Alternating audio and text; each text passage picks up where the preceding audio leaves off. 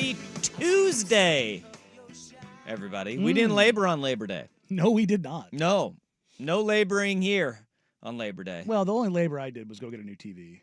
Oh, you did? I did. You did? I did. Got a new one, huh? Dropped Comcast with the swiftness, got the new internet, and then I was like, you know what? You know what this needs? It needs a new TV. As one should. I mean, the picture quality, YouTube TV, significantly better. Significantly better. Is it? Oh God, yes. Yeah, well, I'm right there. So, I'm gonna be there very soon. Yeah, as soon as old Ziply drops into your neighborhood, make the move. What's going on?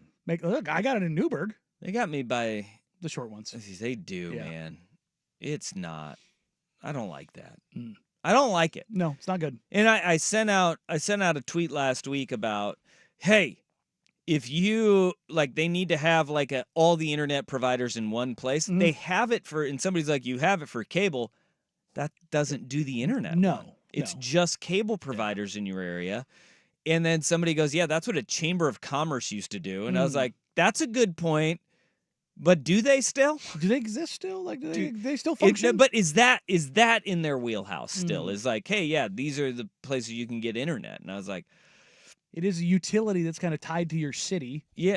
So yeah. You'd think. Yeah, that was a great part about living in Ashland, Oregon. They had Ashland FiberNet. They had their own fiber optic. Right. Yeah, just early. Internet, TV. Oh, yeah, early 2000s. Laid down all those lines, and it was great. You knew where you were going to get it from. It was part of your utilities, and bingo. I had the 4-box up for college football this weekend. Ooh, you went Quadzilla, huh? Dude, it was incredible. Because then I could because there was a lot of crappy games. See, that's why you need a bigger TV. Yeah, so I could see what's going on. Yeah, you don't want to have 4 tiny boxes. No. You got to have 4 major boxes. So I got the 65-inch 8K enabled. There you go. What is it? OLED smart TV. Yeah. Yeah, let's go, baby. My wife asked me how much, and I said, don't worry about it. All right. Don't worry about it. I think a lot of people are waiting to finally wait until the Blazers announce their network dealings before I think we see a true mass exodus. I will just say, you can follow me. Hint, hint. Wink, wink, wink. If the guy that covers the team for a living is doing this, more on that next week. We're going to have the longest drum roll ever. It's coming next week. We got that drum roll going. All right. We footballed so hard this weekend. How great was that? How great was it to just football? Friday, Saturday, Sunday, Monday. Felt so good. It was weird. It felt like I got to watch Florida State get the crap kicked out of them twice in the span of a week. You did. No, you actually did get to, it was a little bit more than a week, but you still got to see it happen. It felt like it was the same weekend. I'm sure for Mike Norvell, it felt like the same day. Just Groundhog Day from hell. Bill Murray. Over and over and over again. All you see is running backs from gold helmets running over you. Oh, my goodness. Ugh. Yeah, that Florida State team, not good at football. Now we see why they don't get to fight over the war canoe. They don't deserve it. Look, this is a bold move Florida State's going with here. Sue your conference, claim football supremacy. And then be the worst team in Florida. We got left out.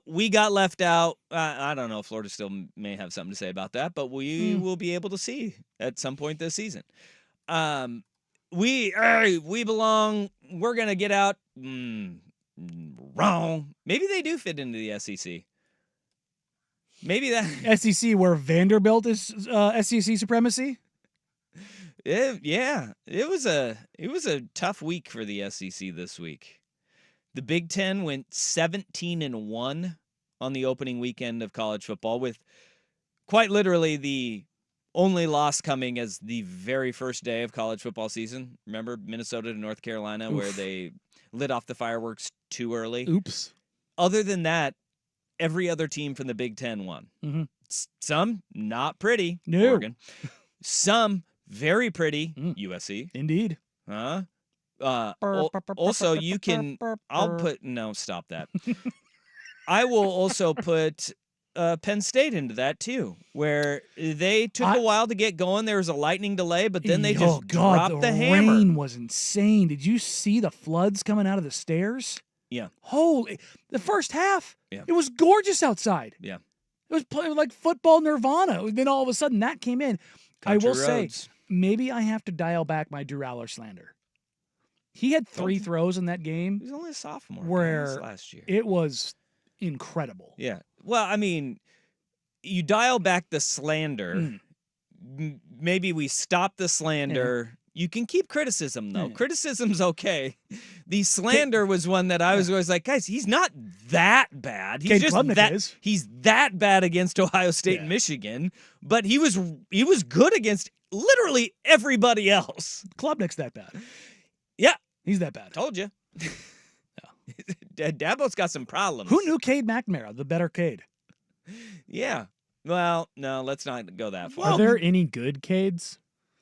Name one Cade you've met, like person or player, that you've been like, I like that Cade. McNown was really good in college. I got a great Cade. I have one Cade. He was our quarterback friendly. last year. Cade Long. Love that kid. Great kid. He's playing at Whitworth. Threw a good deep ball?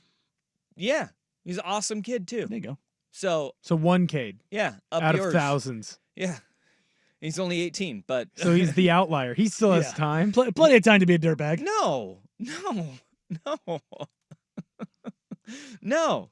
I think he's going to be dirtbag free. But that, to your point, Cade Cunningham is really the only one who's been like successful, and even then he's Cade McNown was pretty good, but in college. I forget what he was. Well, we're talking about college, right? UCLA, Pride of West Lynn, Cade McNown, he was good. Going through famous Cades, it's not a great list. A lot of sports, a lot of athletes. But well, it's a new name. I guess. It's a new name. Well, Cade Courtley was an American television host born in 1969.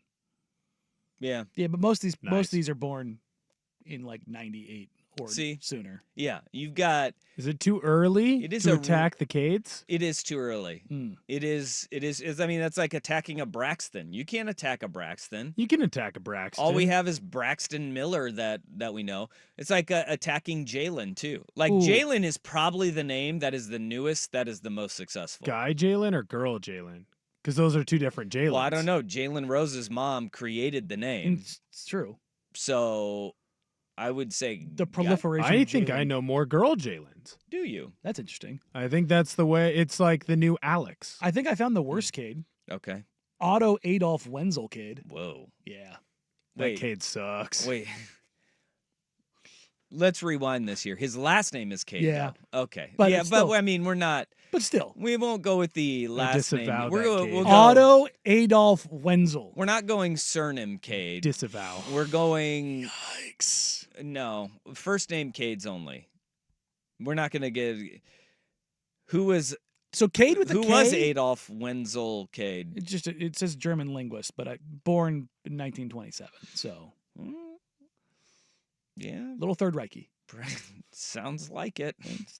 Well, I mean, no, guaranteed service age. Yeah, he would have been there. Well, at like what, 15? 1927 is when he was born? Yeah.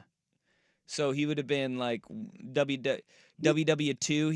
He's right 17, at 16, 17. Yeah, which would have been things got desperate then. Yeah. Or okay, my bad. So he's not Third Reich. He's Hitler Youthy. There we go. So there we go. But we don't know what side he was on. We don't know what side he was on. We know what side he was on. All right. Also, Cade with a K, older name. Cade with a C is the newer version. New and improved? I don't know about that. After that Otto guy? Yeah, it's kind of like it's one you bury. Don't Otto Adolf is. It's not. That's tough. Was a popular name back then, though. Otto? No, Adolf was a popular name back then. And then, boy, that probably, I don't know if there's a more drastic drop-off in name. No. Maybe it goes Adolf, number one, massive nosedive, Karen. It's got Karen, yeah. Yeah, I don't know if we're going to see any babies named Karen. Bigger nosedive. Karen or Osama? I don't hear any Attilas I don't anymore. know. Yeah. That guy kind of ruined it. Which is kind of sad because Attila the Hun sounds rad. There's no Gengises either. Like, those two guys really ruined those names. Meanwhile, for all of Alexander eternity. out here doing the same 2,000 thing. years ago, those guys really brought us down. Well, hey, Genghis Alexander the Khan, Great. bad I mean, dude. we got to bring it back. Like Vlad the Impaler Yeah. didn't stop Vlad's. Oh, Right? there's Vlads everywhere. Yeah. Yeah. He was a vampire. Oh, with different Vlad. But also a Vlad. Vlad's a great name. Strong name. You can't be Vlad and be like a little scrawny dude. Isn't the guy who runs the Robin Hood, isn't that guy named Vlad? Who runs the Robin Hood? Yeah, the trading. trading. Isn't I that was guy's like, name Vlad? That guy's kind of sucks. Yeah, sure. I think his name is Vlad. Mm. Well, we're not saying that you have to be a good guy named Yeah. Vlad. You just can't be a scrawny little weasel. No, I think he's scrawny. I think he is might he? be a Oh, scrawny no. little weasel. Maybe it's Vladimir. If you go by Vladimir, then Mm. you can't be. Sure. Like Klitschko. Yeah, I think we just get names and we're like, yep, Mhm. that's a That's a that- Vladimir. that dude is a guy who will just pummel you. Yeah. Or, Yeah. or I think more correctly, Vladimir. It is Vladimir Yeah. Tenev, Robin Hood CEO. Okay. There you go. Look at the big brain on Ortner over there. Over here getting his trades in. You probably it's probably because he got all Penny feisty on stocks. Twitter and looked him up and was hate tweeting him at some point. I did not hate tweet Vlad. I don't understand stocks. I got a guy for that. He handles it. He was game stopping. He was like, no, Nope. forget this guy. I'm Oh, out." Eugene. Eugene handles my money. All right. All right. Shout out to Eugene. What's up, bro? Okay, we got a lot of college football that we got to get to today. But Do we? oh yeah. We footballed so hard. Oh, yeah.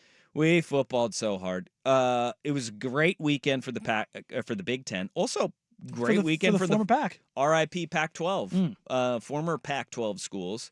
Pac-2 schools had a really good day as well. And we got to get to all things in the world of college football. We also have it's NFL Week 1. Anybody notice that? Oh. Yeah. And now there's one holdout remaining in all of football. Mm. One. Uno. And then quite possibly the wildest story of the NFL offseason happened this weekend with Ricky Pearsall. Good Lord. Holy Absolutely smokes. insane. I mean, Have you seen the video? yeah. It's crazy. And he walks himself to the To the ambulance, stretcher. Yeah. and then his mom is like through and through. Went, Yeah. and Thankfully, it hit the other side of his chest. jeez Louise. Yeah. Terrifying stuff. Mm-mm-mm. All right, where we got to start this bad boy off. The Ducks didn't impress the voters, and the voters, they made sure they knew. Danny and Dusty on the Fan. It's the Vancouver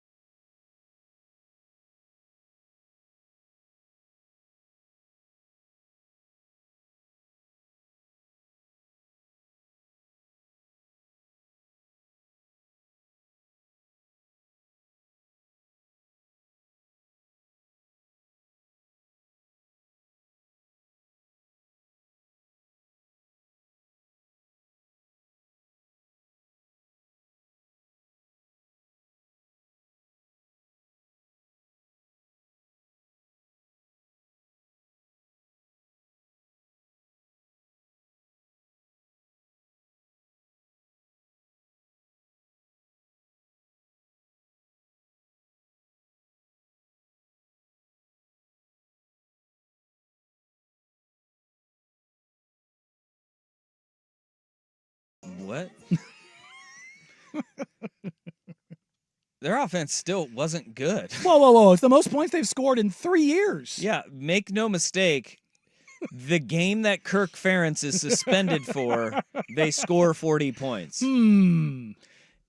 Which, make no mistake, it was Illinois State, and they had 6 points at halftime, 2 field goals. Two field goals at the half. All right, the AP and coaches top 25 have been refreshed after week 1 of college football. The week 2 standings not as kind to the Oregon Ducks as the preseason rankings were, and rightfully so after a 10-point win over FCS Idaho in Autzen Stadium on Saturday afternoon. We're going to dive into that game, but the Ducks fall in the AP poll 4 spots to 7th. In the coaches poll, they fall 3 spots to 3rd. At the top, unchanged Georgia after absolutely clobbering Clemson.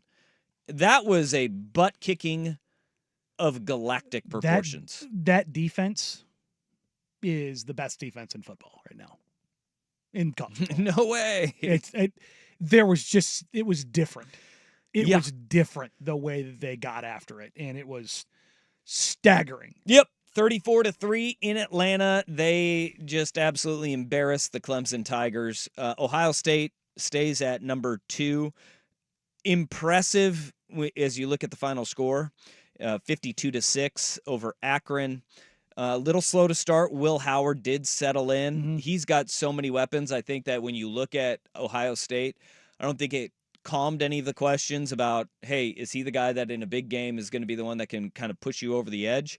But you looked at all of the weapons that he has. Jeremiah Smith, J.J. Smith, the wide receiver, who's a true freshman. The top recruit in the class. He is going to be a problem for college football. You add the fact that he's got Emeka Ugbuka on the outside alongside of him, Carnell Tate, and then the running back duo of Travion Henderson and Quinshawn Judkins. Yeah, Ohio State is going to be really stinking good this year.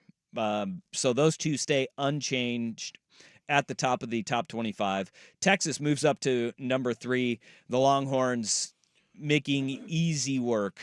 But we were talking to our big boss man, Jeff Sacramento, who is a big Longhorns hawk. Mr. Texas. He was like, still got questions about the offensive line. 52-0 over Colorado State.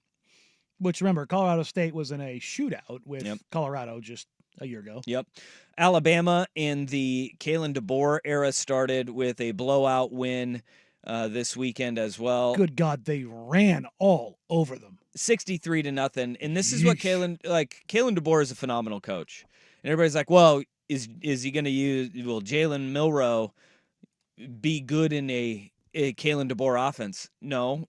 Kalen DeBoer is a fantastic coach, so he tailors his offense to his players and their skill set.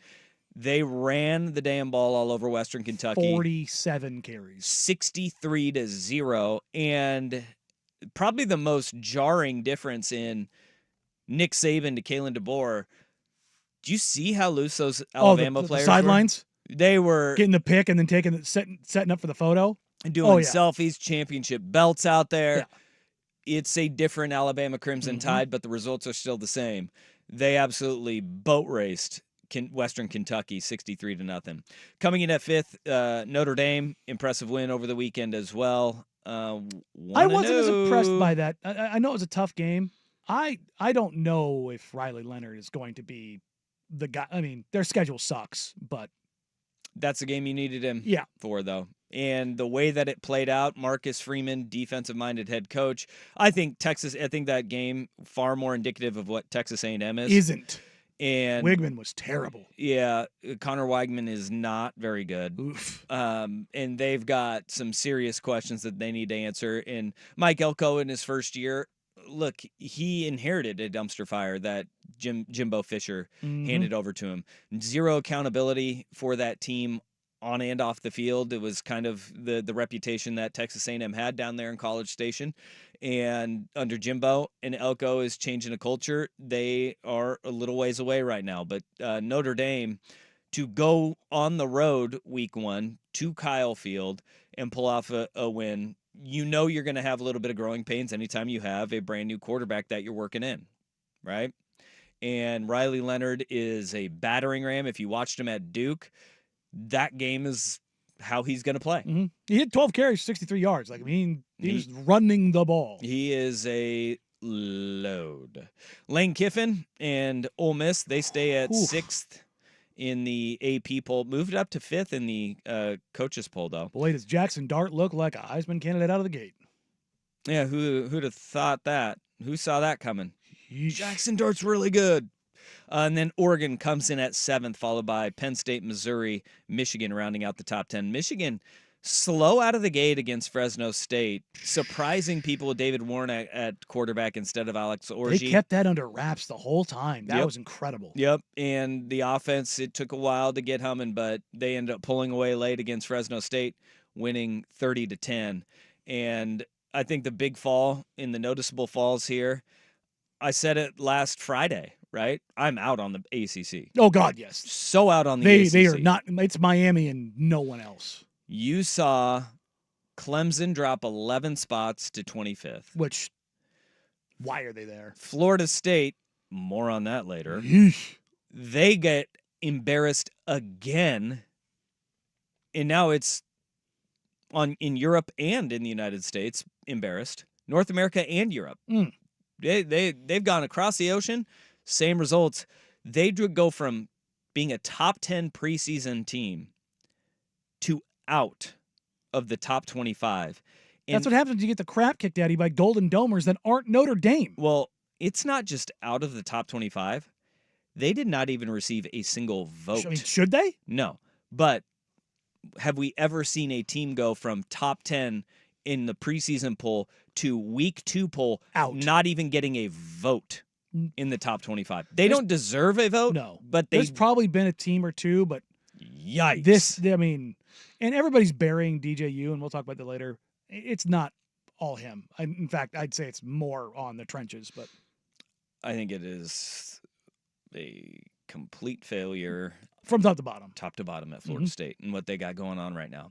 But the AP top 25 has Oregon at 7. The coaches poll has Oregon at 6th. That is the update.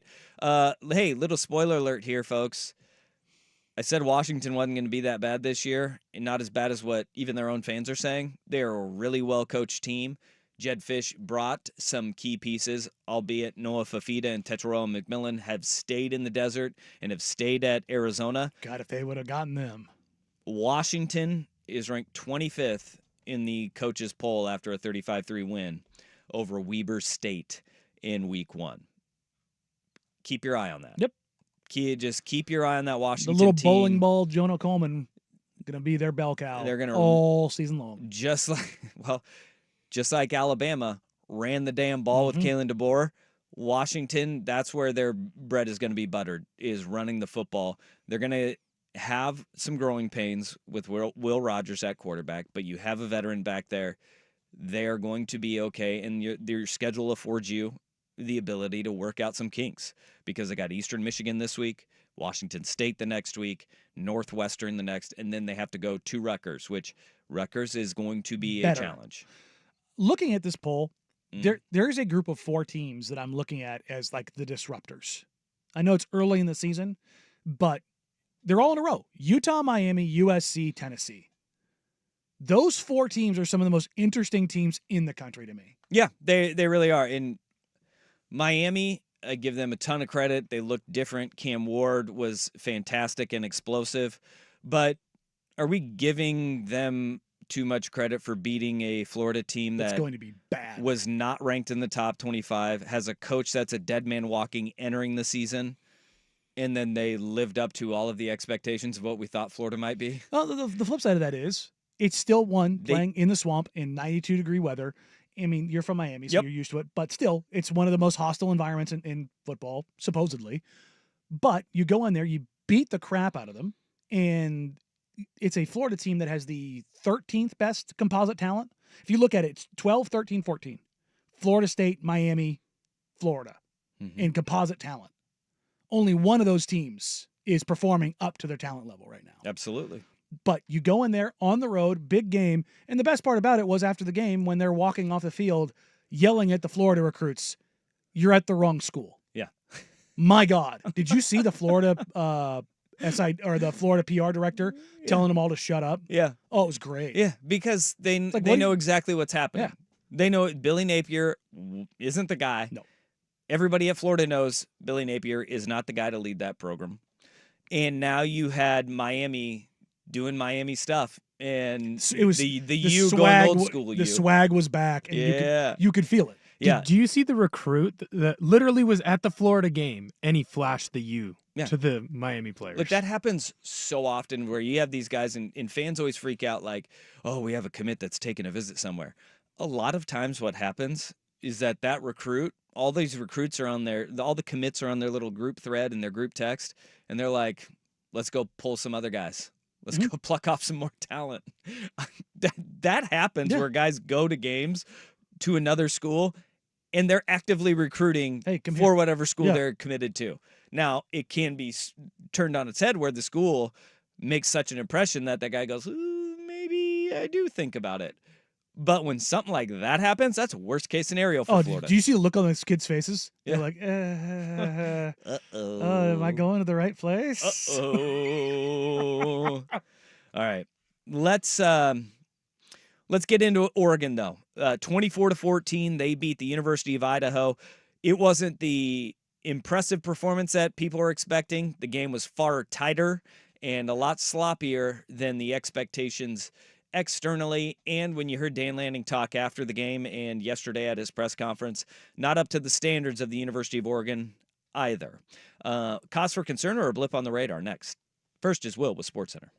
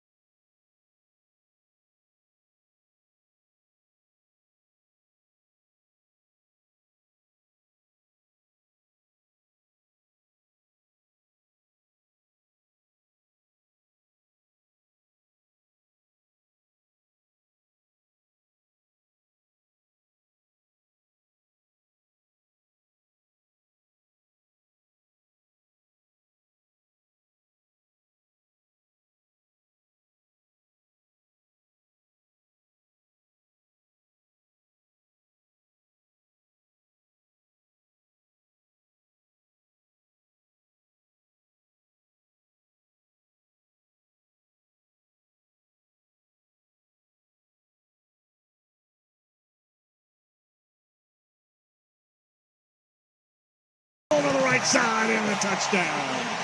I formation, old school, run the ball. How about that? Up under center. Look at that. Jerry and Jorgie on the call, as heard right here on the Fan on Saturday. Jordan James makes it 14-0. Ducks scoring out of the I formation. That was new. Probably something we haven't seen from the University of Oregon since, 1998. We talked about it. The return of the I formation to football. It's coming back, baby.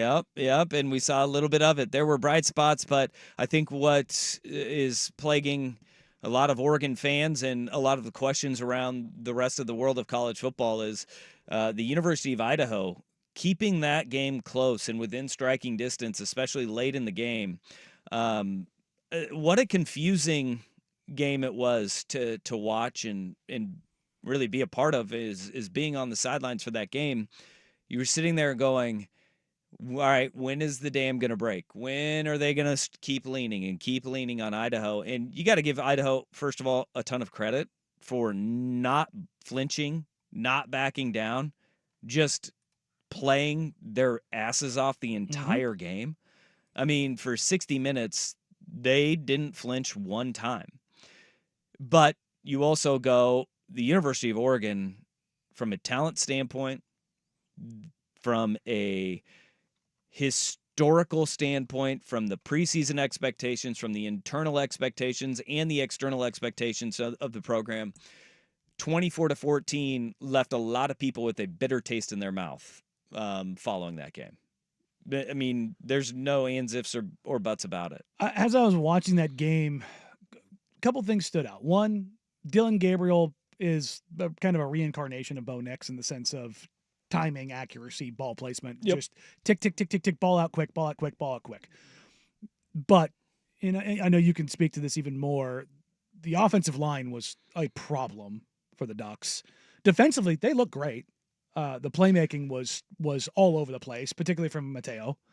But looking at that team, even in a win, that's probably the most disappointing win of the week in college football. Yeah, and you go down, and if you were to just look at a stat sheet, Oregon gets 21 more first downs. They go 7 of 16 on third down. Idaho, you hold them to 2 of 12. You more than double them up in total yards, 487 to 217. You hold them to 168 yards passing to your 380. You win the turnover battle. You double them up in rushing yards, and you win the time of possession by nearly 20 minutes of time of possession. You sit there and you go, yeah, Oregon probably ran away with that game. And that just wasn't the case because of the self-inflicted wounds, right? It was, you would put a drive together, right? And you get 2 illegal formations on your right tackle, who's a preseason All-American, and Johnny Cornelius, because his head is not breaking the plane of the guard's hip, right? Which is what officials look for. He is too far back twice. You have a fumble where, Dan Lanning during it was either halftime or the post-game interview. He told me, we had a protection issue where, the running back blocks the defensive end into your quarterback, causing the sack fumble. A lot of folks said that's on a Johnny Cornelius.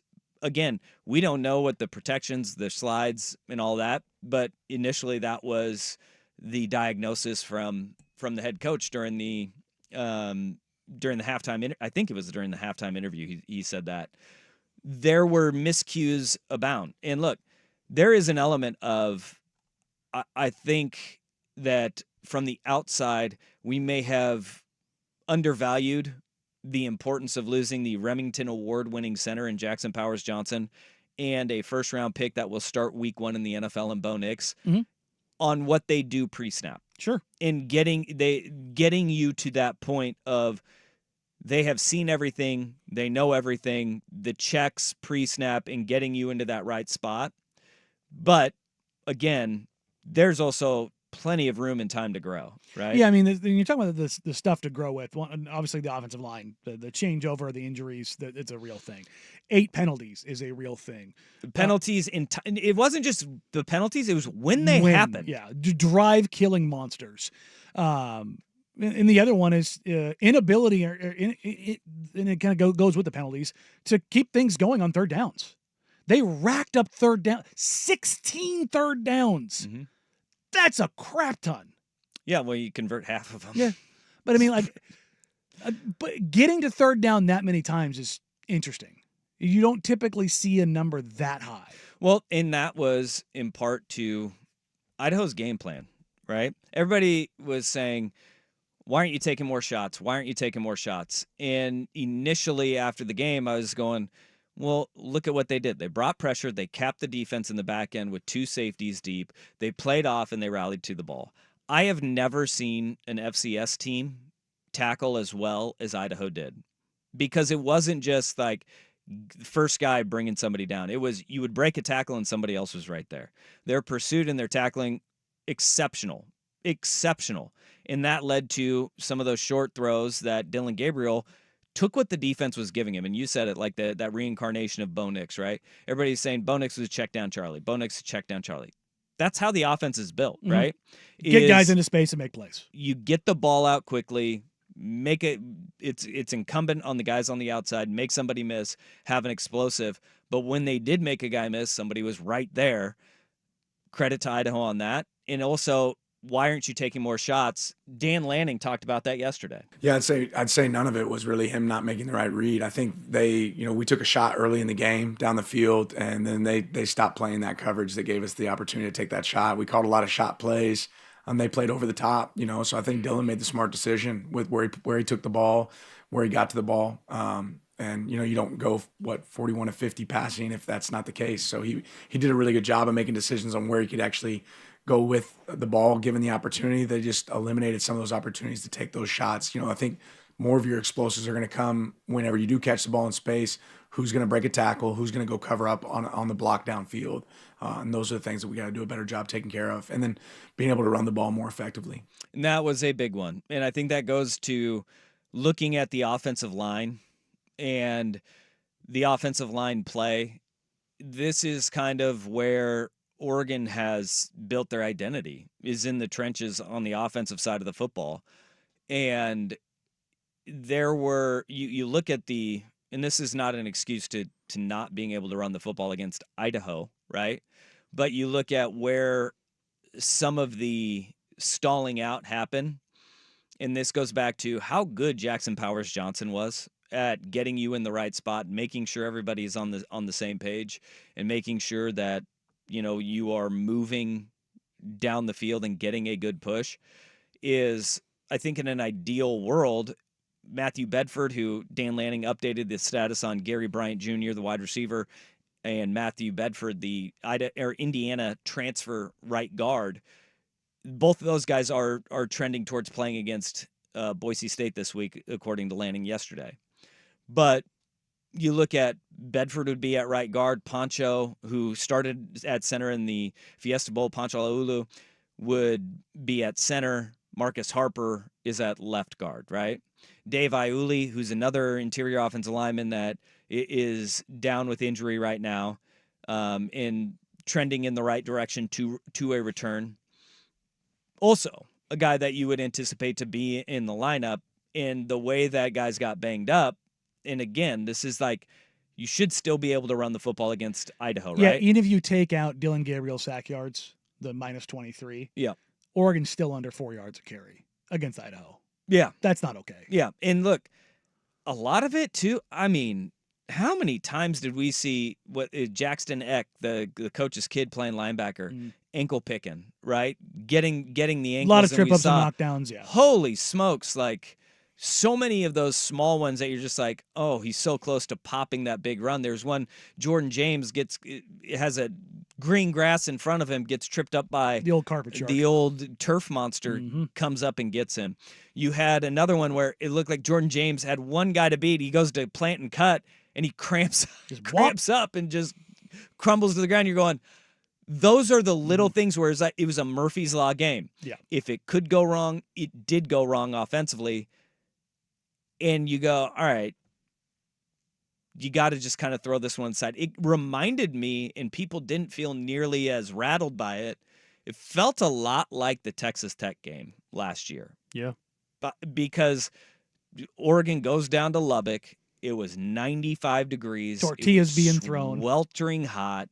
And people came out of that game questioning Oregon's offensive line. Mhm. Are they really that good? You felt better about it because it was a Big 12 opponent that is really damn good at home. And you have a lot of the same questions. You're going, this is an FCS opponent from the Big Sky. That's the difference. Is Tyler Shuck is at Louisville now. Yeah. Absolutely. Did you see him? But, I mean, it was the defense was no concern. No. Defensively, they look fine. I mean, Idaho third couldn't- of Idaho's yards came on 2 plays. Yeah. A trick play and on that screen that they set up where, boy, you just got to make sure eye discipline, play your keys. Those things happen. But that's what an FCS school will do is they're going to throw the kitchen sink at you, and they did. The thing about this game isn't necessarily the scoreboard.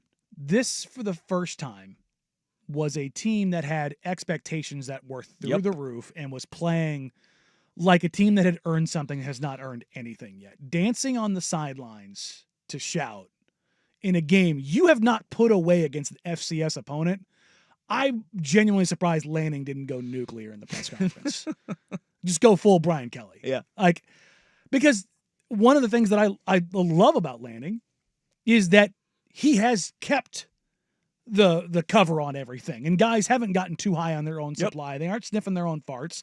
That they go out there every day, every game, and you're getting their best effort. That was not Oregon's best effort. Not even close. It wasn't. Yet 487 yards of total offense.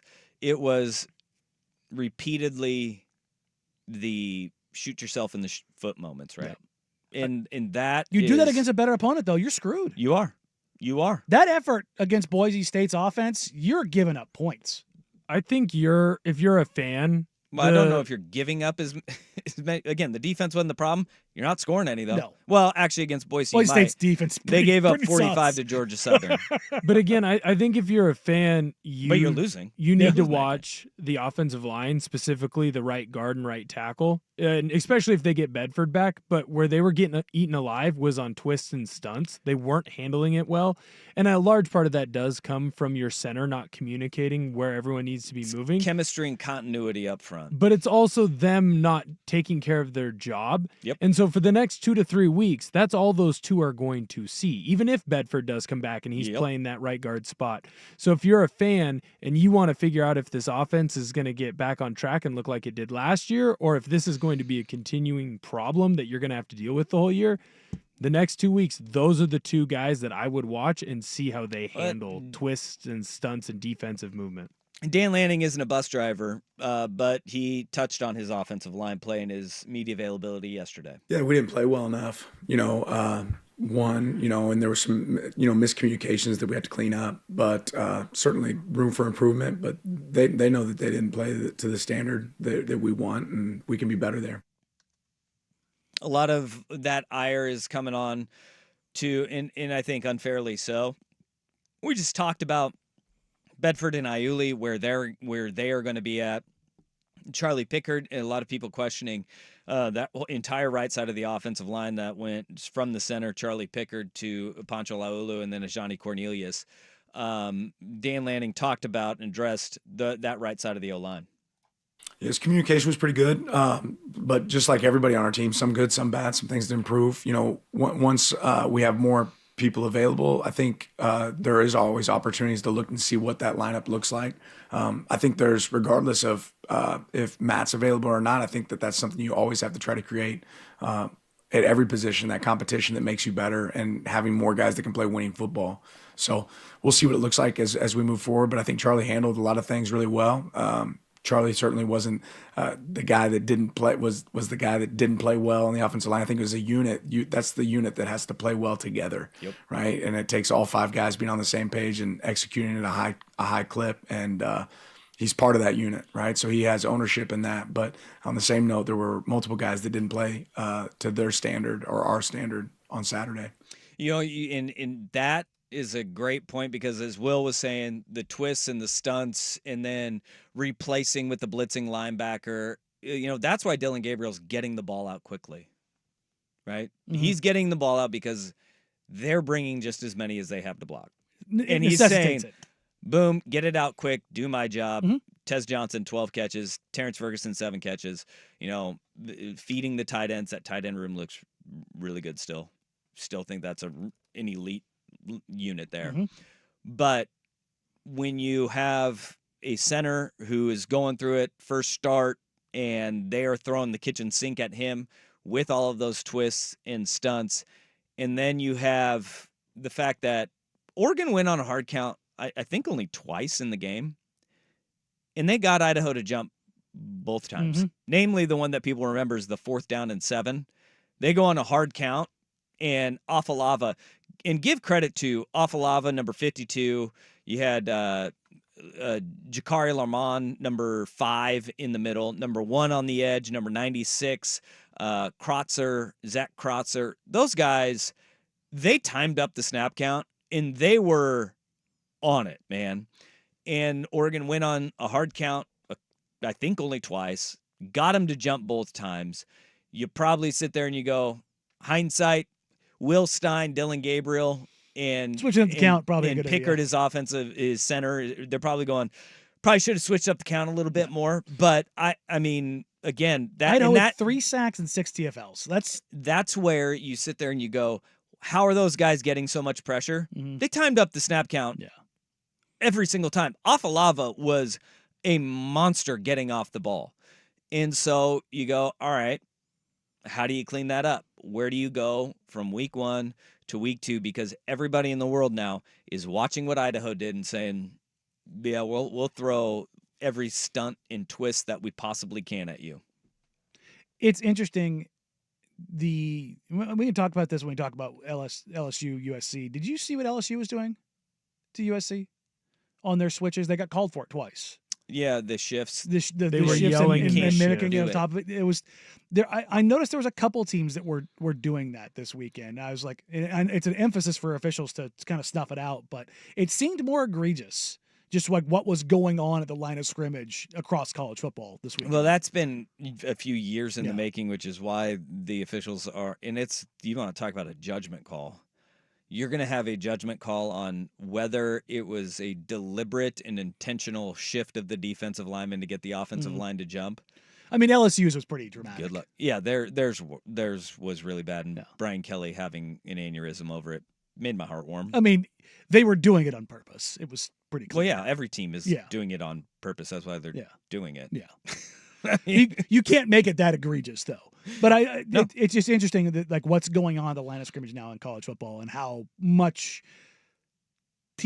I feel like hard counts and changing up your count used to be so often Yeah. in college football where a lot of it's just that one beat clap now for everyone. and boy, Idaho, they timed that thing They up. pinned theirs back, and when they didn't get there, they got what, 3 knockdowns?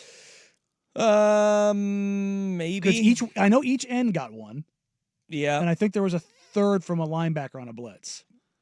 Yeah, I don't know about that. I know that, I mean, there weren't a whole lot of them because Dylan Gabriel went didn't have- 41 of 49. Yeah.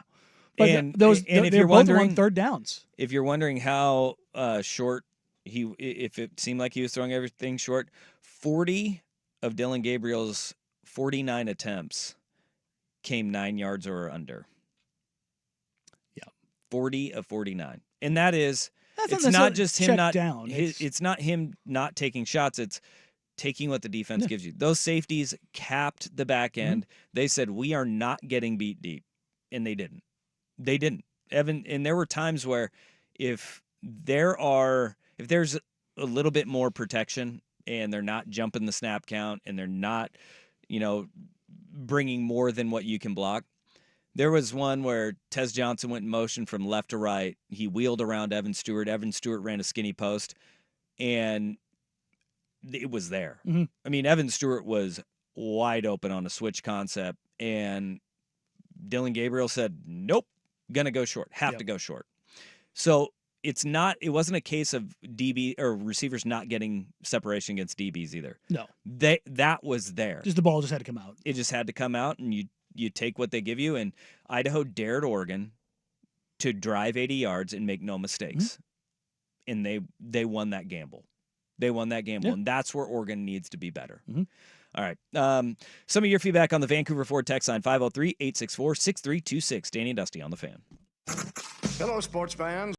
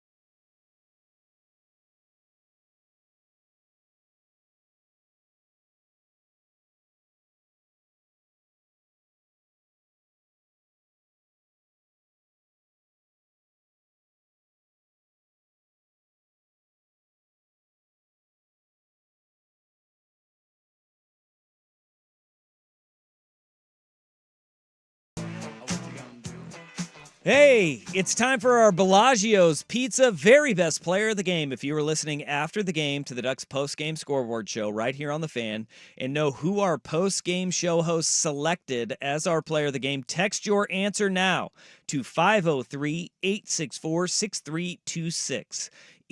Each week, fan listener who is first to text the correct answer gets a free delicious pizza from Bellagio's.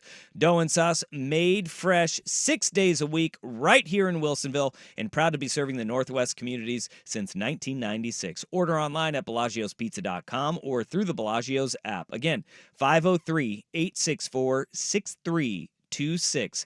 If you know who the Ducks Bellagio Pizza Player of the Game was, text it now to 503-864-6326. We have a text coming in on the Vancouver Ford text line. I've been to games for over 15 years. Bowl games, national championships, all of it. And that performance by the Ducks was the worst that I have seen in over 15 years. I don't necessarily disagree. You can say that about the Georgia game, but that wasn't necessarily the Ducks being bad as much as Georgia was just that team. Yep.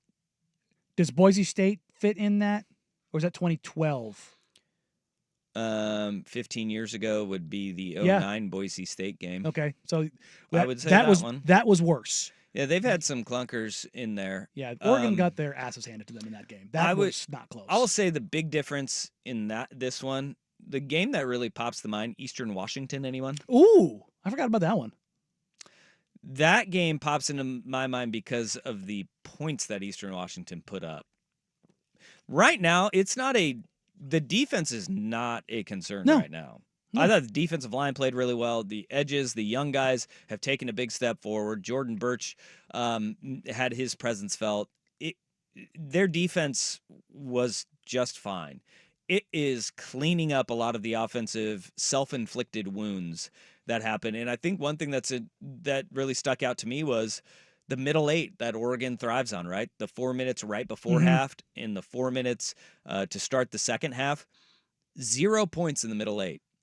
0 points in the middle eight. And you had a drive where that ended in a fumble in there. You had it right at the end of the half. And then you come out and you three and out, and then you turn over on downs to start the third quarter.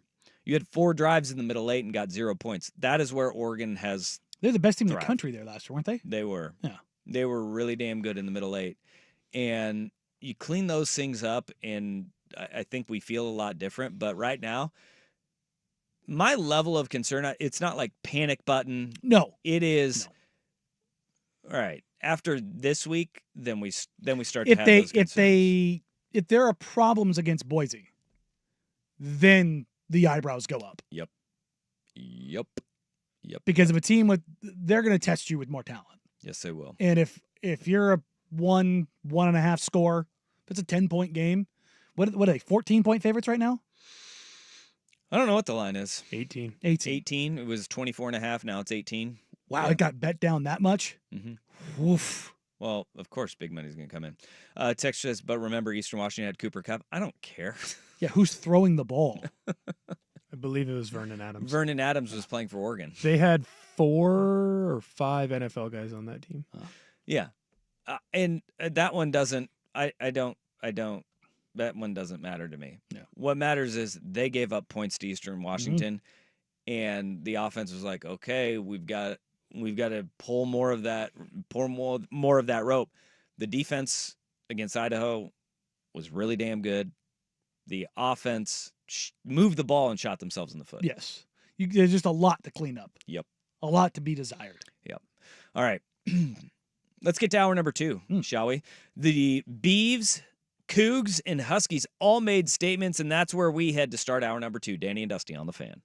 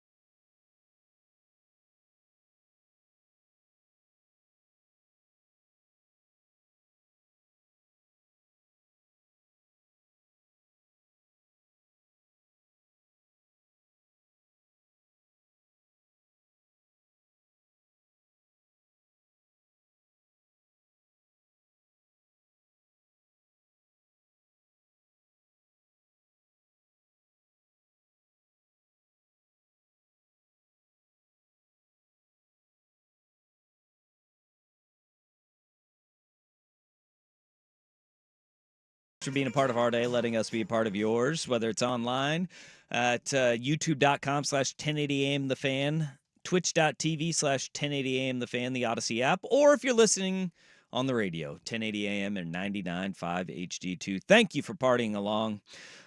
We had not just the Ducks in there squeaking out a win over Idaho, 10-point win for the Ducks, 24-14. Oregon State debuted under Trent Bray on Saturday down in Corvallis, and they handled their business against the Idaho State Bengals. Bengals came in, put up 9 early. There was a little unrest as you entered the second quarter, trailing the Big Sky foe, but they leaned on what I think will be their identity. We talked about this last week. Joshua Gray returns. Grant Stark returns. You have the transfers coming in from the University of Colorado, and they pounded the rock. They ran the ball. Yes, they did. Brent Key would be so proud. Run the ball. The thing about this game that I thought was interesting is you don't have Damian Martinez anymore. When we were diving into Miami last week, I saw that highlight note. Damian Martinez had 4 games in his entire career at Oregon State where he had more than 20 carries or 20 or more.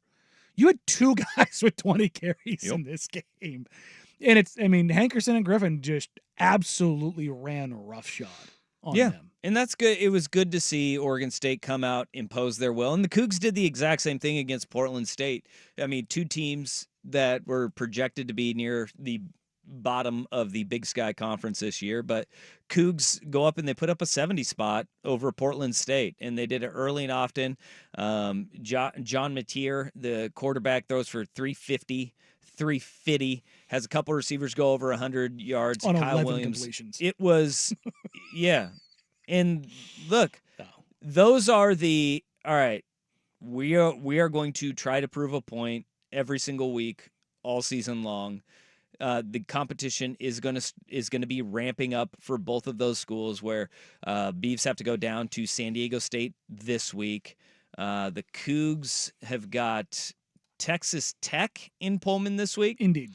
Which Texas Tech, really good at home under Joey McGuire, not good on the road under Joey McGuire. The beginning of their schedule, Texas Tech, Washington, Damn, San Jose game. State, Boise State. That game might last 6 hours.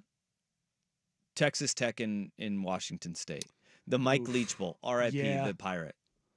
That game might last 6 hours. That clock ain't going to continue to run, that's for sure. No, they're going to sling that ball around.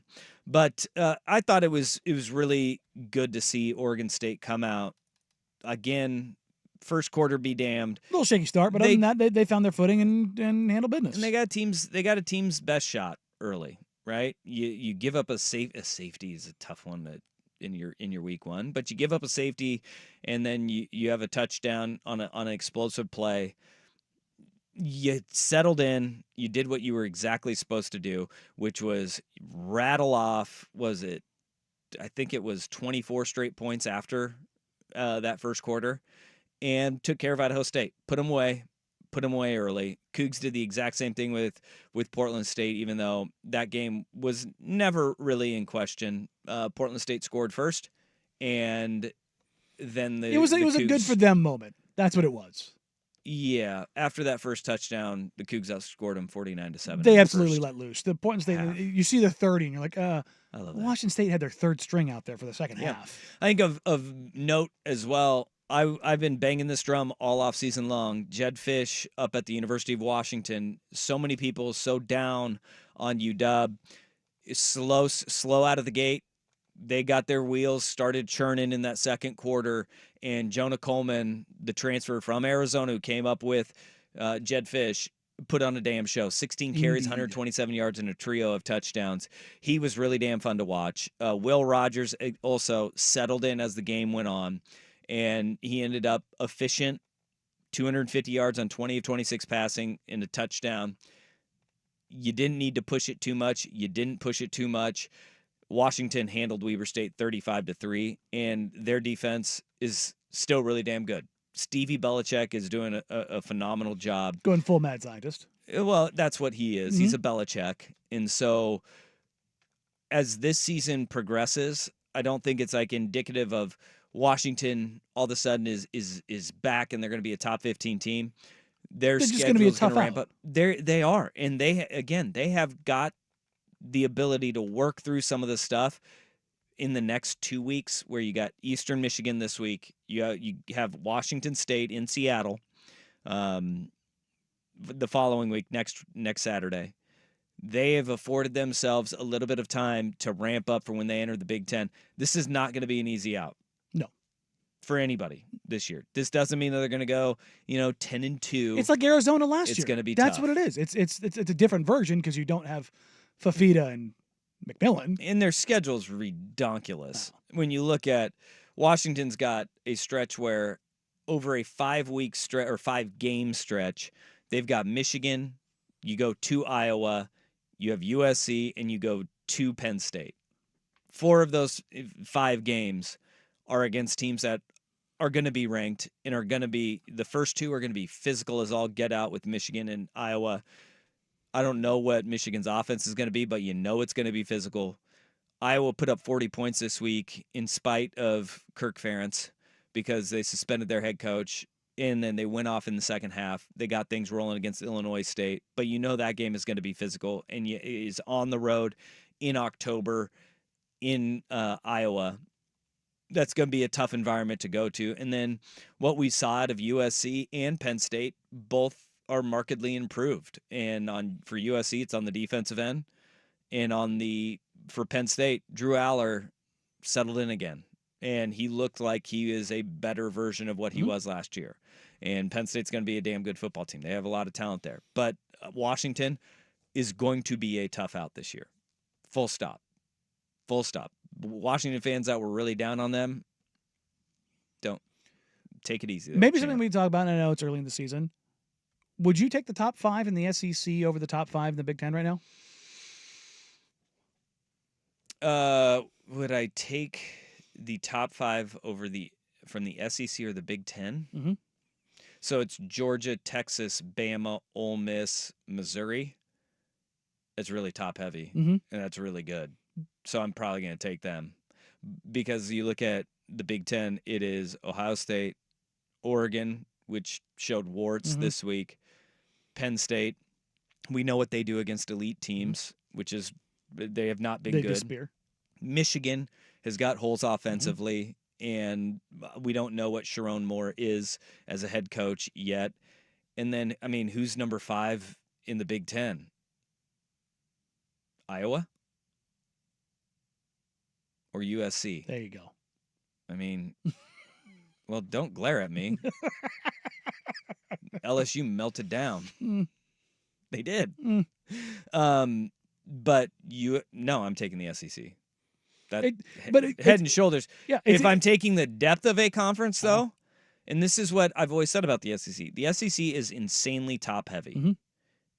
But that top is really stinking good. Hey, Vandy in that top now. We won't go there. Tennessee's up there. Yeah. Missouri may not be the 5th best team. I think Tennessee. I take Tennessee. It over may be Missouri. Oklahoma. It might be Oklahoma. Sure. We don't know. It's week 1 of this season. But the bottom half of the SEC is not. Oof, that Florida stink is nasty. Florida is bad. You look at Vanderbilt, not good. Texas A&M and LSU, they're going to try to prop them up because of brands and what they do. I'm not trusting them. Are you trusting South Carolina? No. Are you trusting Mississippi State? No. No. The bottom. It's going to be interesting to see what SEC is the not great. tops of those conferences look like at the end of the season. Yeah. Football is the war of attrition too, and so what happens with Auburn? They're going to be really solid team. As it pertains to Really solid Washington, team. Vancouver Ford text line. I just don't want Jed Fish to be so good this year that Florida comes calling when Billy Napier gets canned. That's already happening. They are. They will. If Fish is still at Washington next year, right now, I think it would be an upset. Yeah. Because, look, and this is the most disconcerting part if you're a UW fan, is Billy Napier's going to get fired early. He's going to get fired week 5. They're going to scan the world of college football, Mm-hmm. and they are going to go, all right, who is the guy Mm-hmm. that is right for us? And they will have a full season to do it. And Jed Fish is an alum of Florida. It has been his dream job. He's been successful in building and building and building. Begged Steve Spurrier to allow Mm-hmm. him to coach there because he went to school there Mm-hmm. to coach there. Did you see Spurrier yesterday? No, He did a podcast A little live ball show coach. appearance, and boy did he crap on them. It was bad. in true Steve Spurrier Oh, fashion. buddy. Hey, you know that 79 or 71-yard run play? Maybe you should go to that more often. I Yikes. was like, Yeah. But no, if I'm UW, I'm worried You're- about that. you're I ta- would like- be worried about it. like you're going to your boosters and NIL right now and just going your collective and going, put up as much cash as we can, right? Yep. Like, cause it's the one thing you can do. Yep. Because it's his dream job. Yeah, and those are really hard. And, And and even it when sucks to say that, UW guys. I'm not doing this to piss you off. I'm just looking at how this is shaping up. We talked about this going into this season, and for Florida to go off the rails that hard, to get the crap kicked out of him that fiercely at home by their rival when he was already on the hot seat. If they drop 2 of their next 3, he's They done. won't. They're done. I mean, I don't think they will because they play their next 3 are Samford, Texas A&M, and Mississippi State. But if they drop 2 of the next 3, you're right. That's he what I'm does saying. get Like fired. Sanford's the one they're going to get the win, but if all of a sudden Mississippi State and A&M, I would be surprised if he is the coach there when they play Georgia. Right. November 2nd. Yeah. Yep. All right. Hey, the NFL week 1 is this week in the NFL. Do we know that? We're down to 1 holdout in the NFL. Next on The Fan. It's The Fan on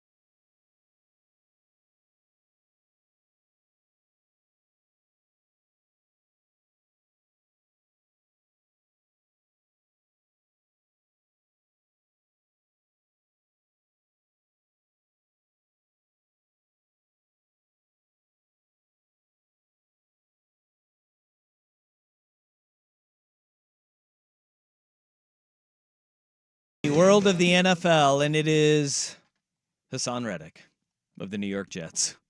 Trent Williams ending his holdout today. He's reporting back to the San Francisco 49ers because a deal is in place for the 36-year-old left tackle, who is still, by the way, at 36 years old, the best left tackle in the game of football right now. He will be a very, very, very, very, very, very, very rich man when he gets his new deal done. It's a good place to be.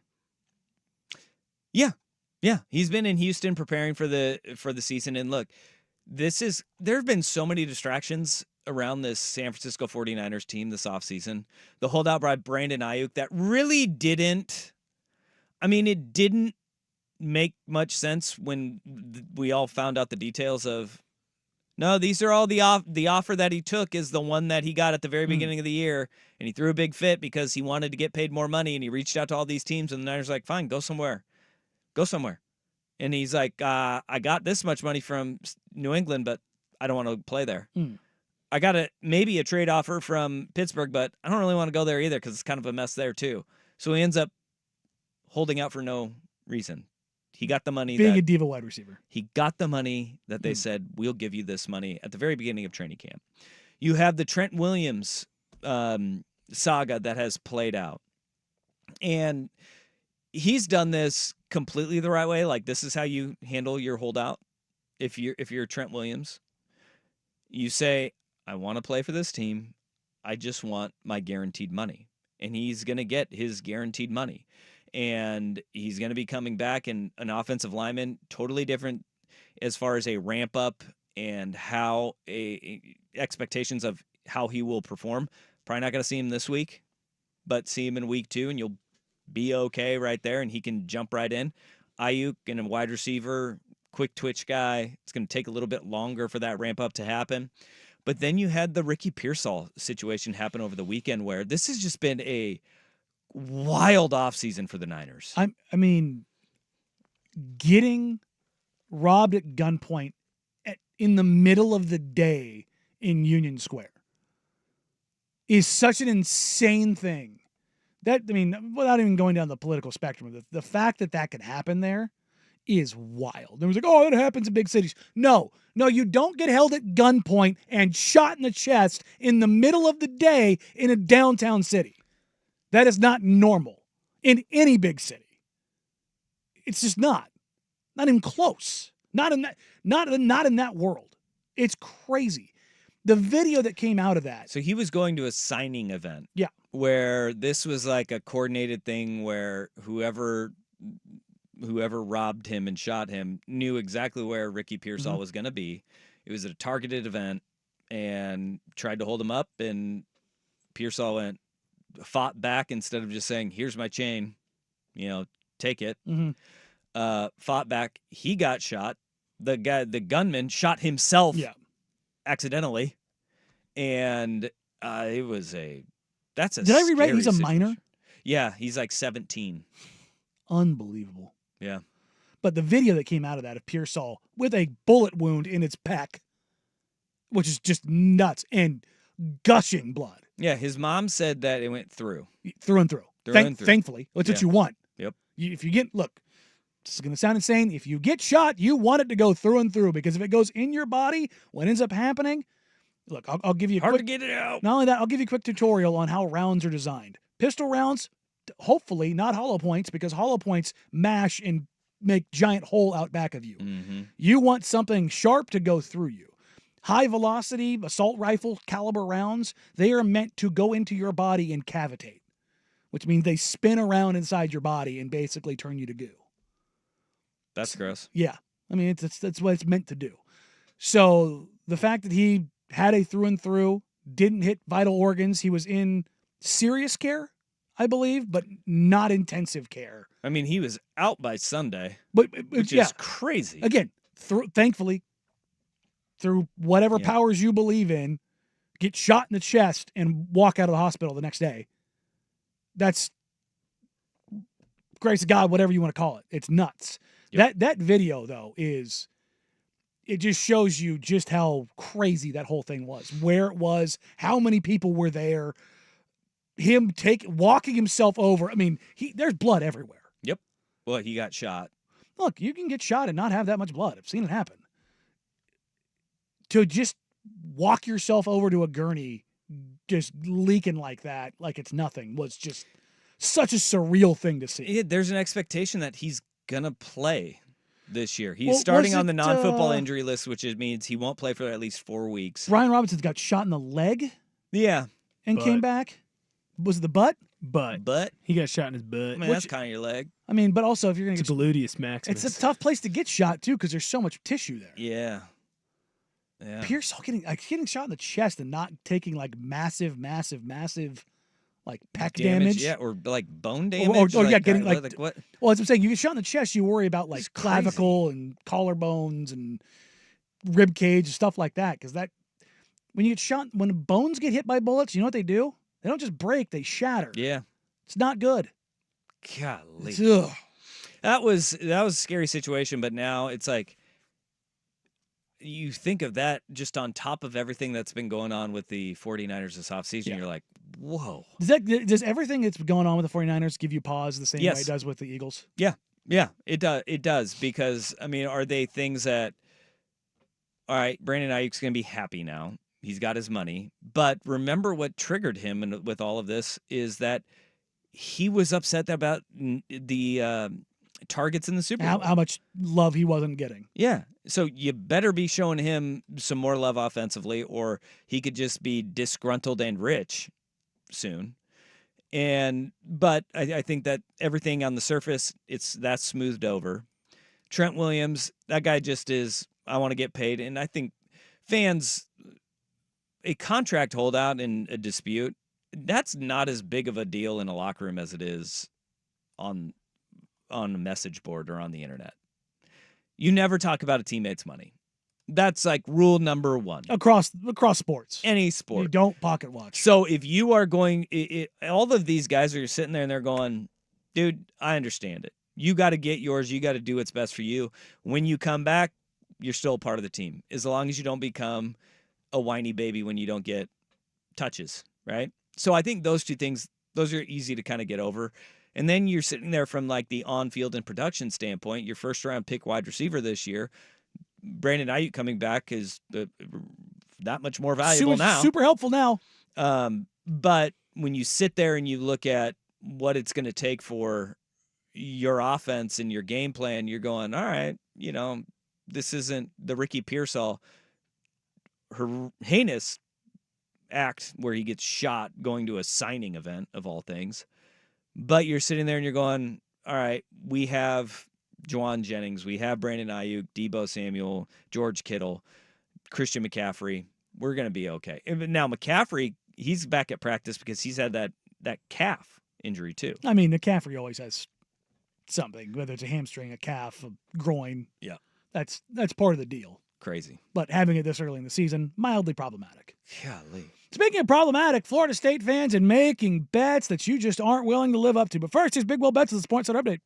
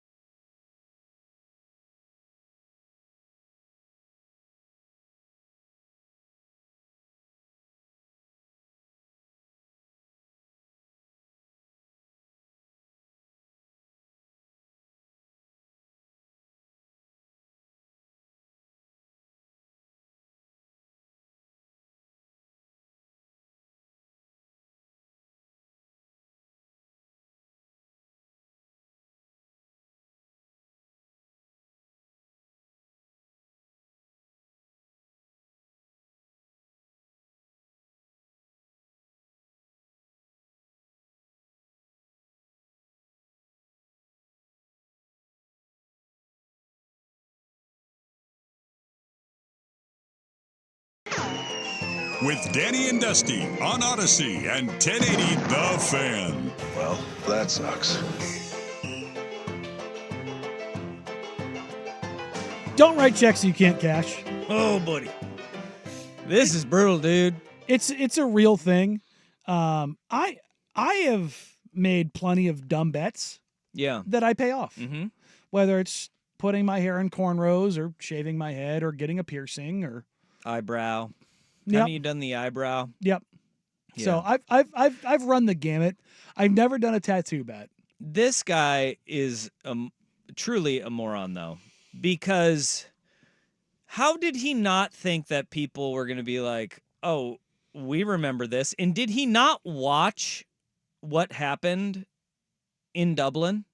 Because after the loss to Georgia Tech, this guy, Gudge, at 321 Noel on Twitter, tweeted out, if Florida State loses to BC this weekend, I will eat dog poop out of a red Solo cup with a spoon and post a video of me doing it.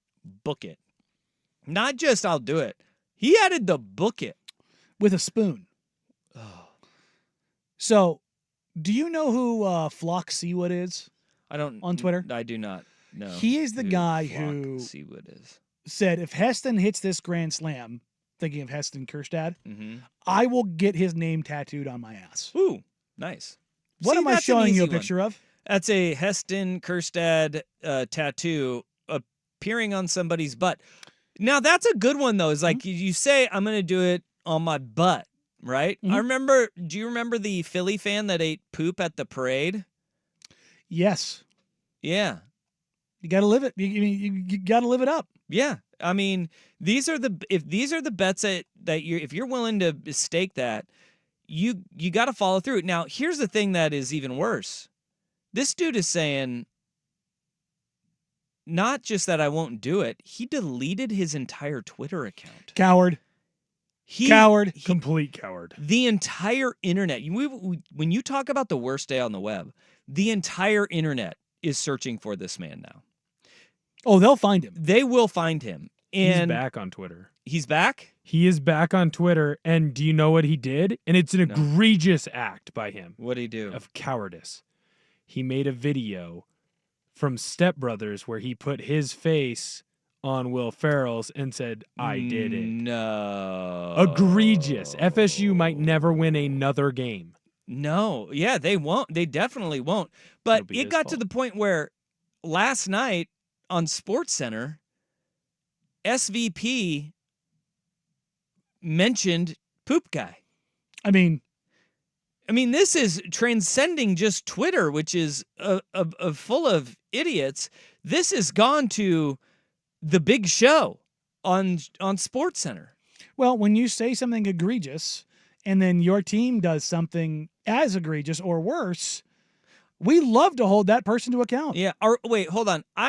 Now he's doesn't have the same Twitter account handle though, does he? I thought I saw it back up earlier. Nah, because I just tried to look up at 321 Noel, and I didn't. It does not exist. Maybe he has. Did he do it and then bail? Did he re-delete it? And then he deleted it again? I think he saying, re-deleted it. it 'cause I didn't could have work? swore I saw him post a fake video from Yeah. Step Brothers. I'll tell you what. Florida State is going through it, and I'm with you. I don't think Florida State wins again until he does this. This is truly maybe the best tweet in regard to this to Mr. 321 Noel.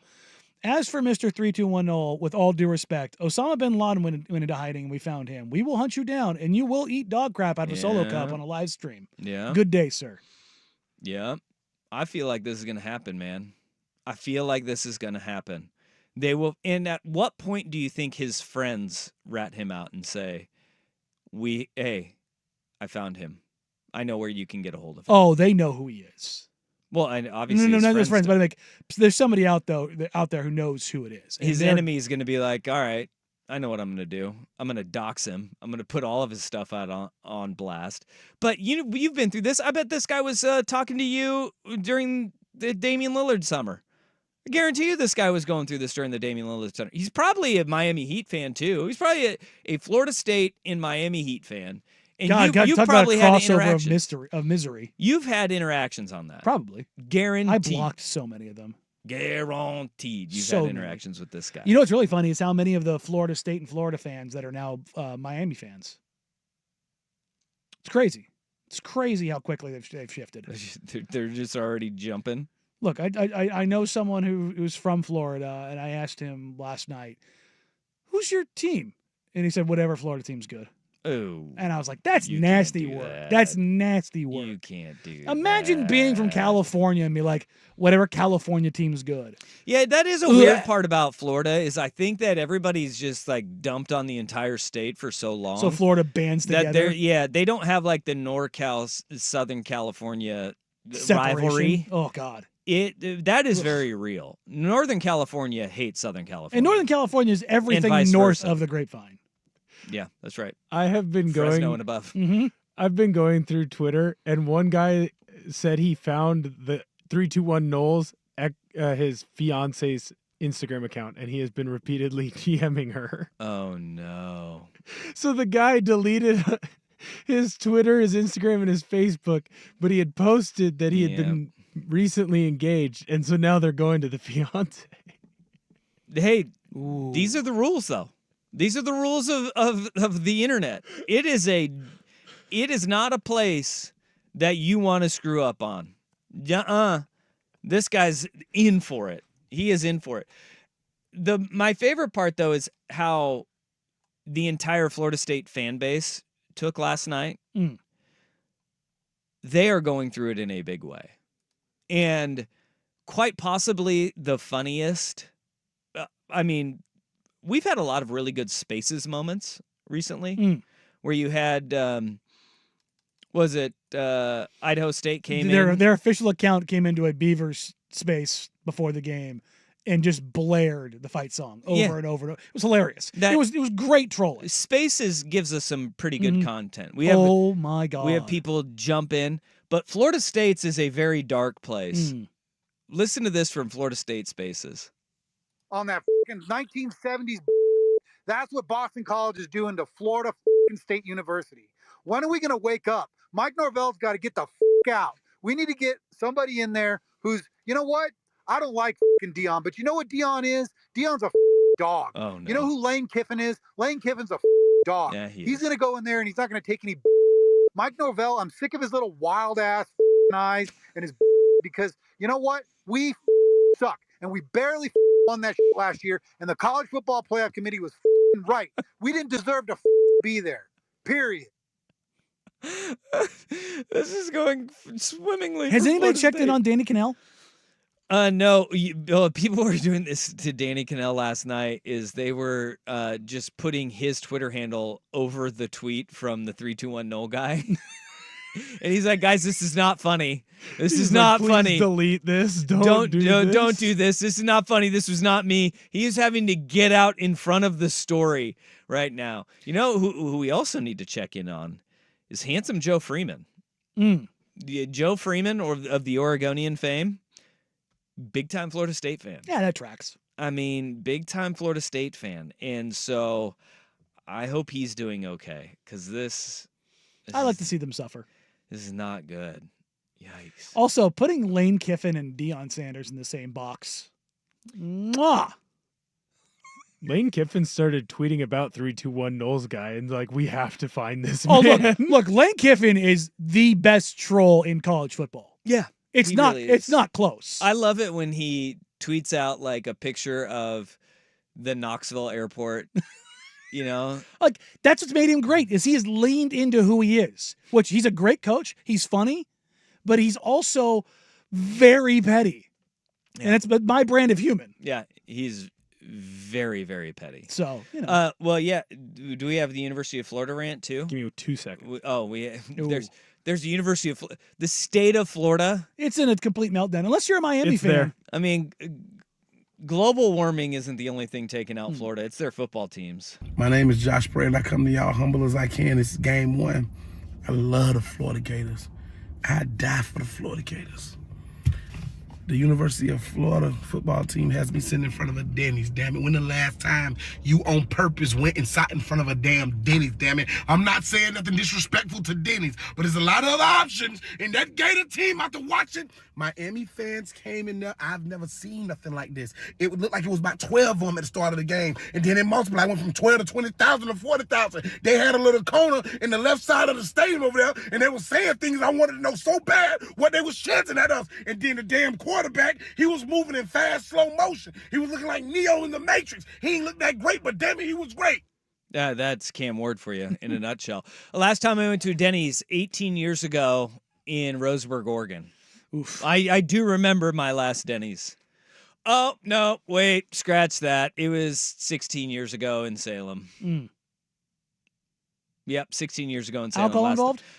Yeah, well, that's why I thought it was 18 years ago. It was actually 16 years ago because I remember having the conversation of, I can't believe I'm here. Mm. I said I would never go to a Denny's again. It happens. Well, here I am. Cam Ward will make you do some things. 3 o'clock in the morning getting the Grand Slam breakfast.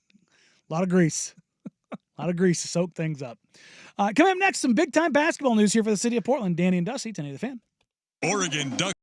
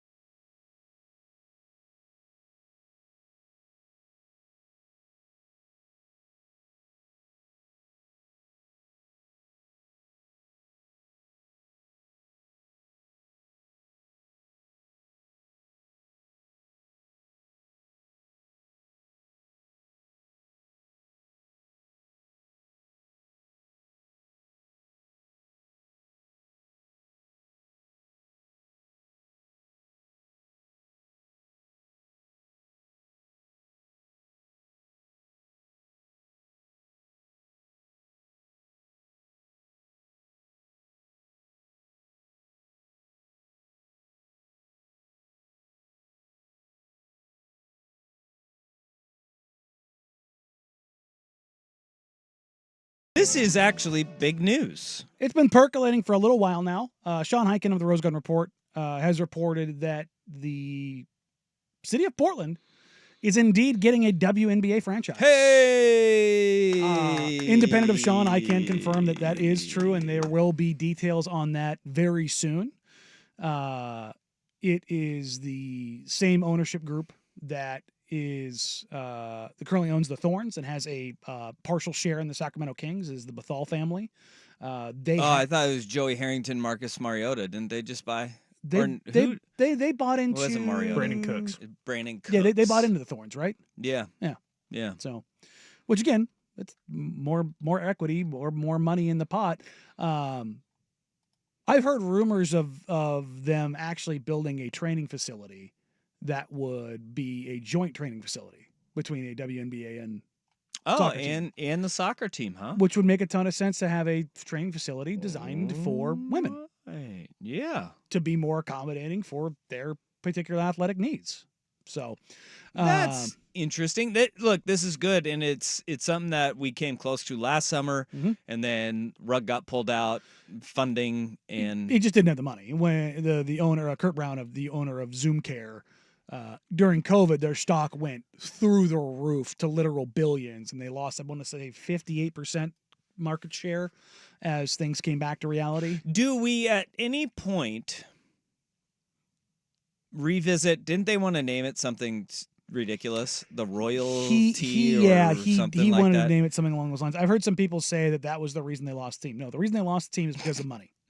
The reason they lost the team was it wasn't because they came up with a silly name. No. I don't know. A league that has the Indiana fever, a disease, is not going to be sitting there going, no, because you named your team something ridiculous, we're not going to give you a team. Bring back the Fire.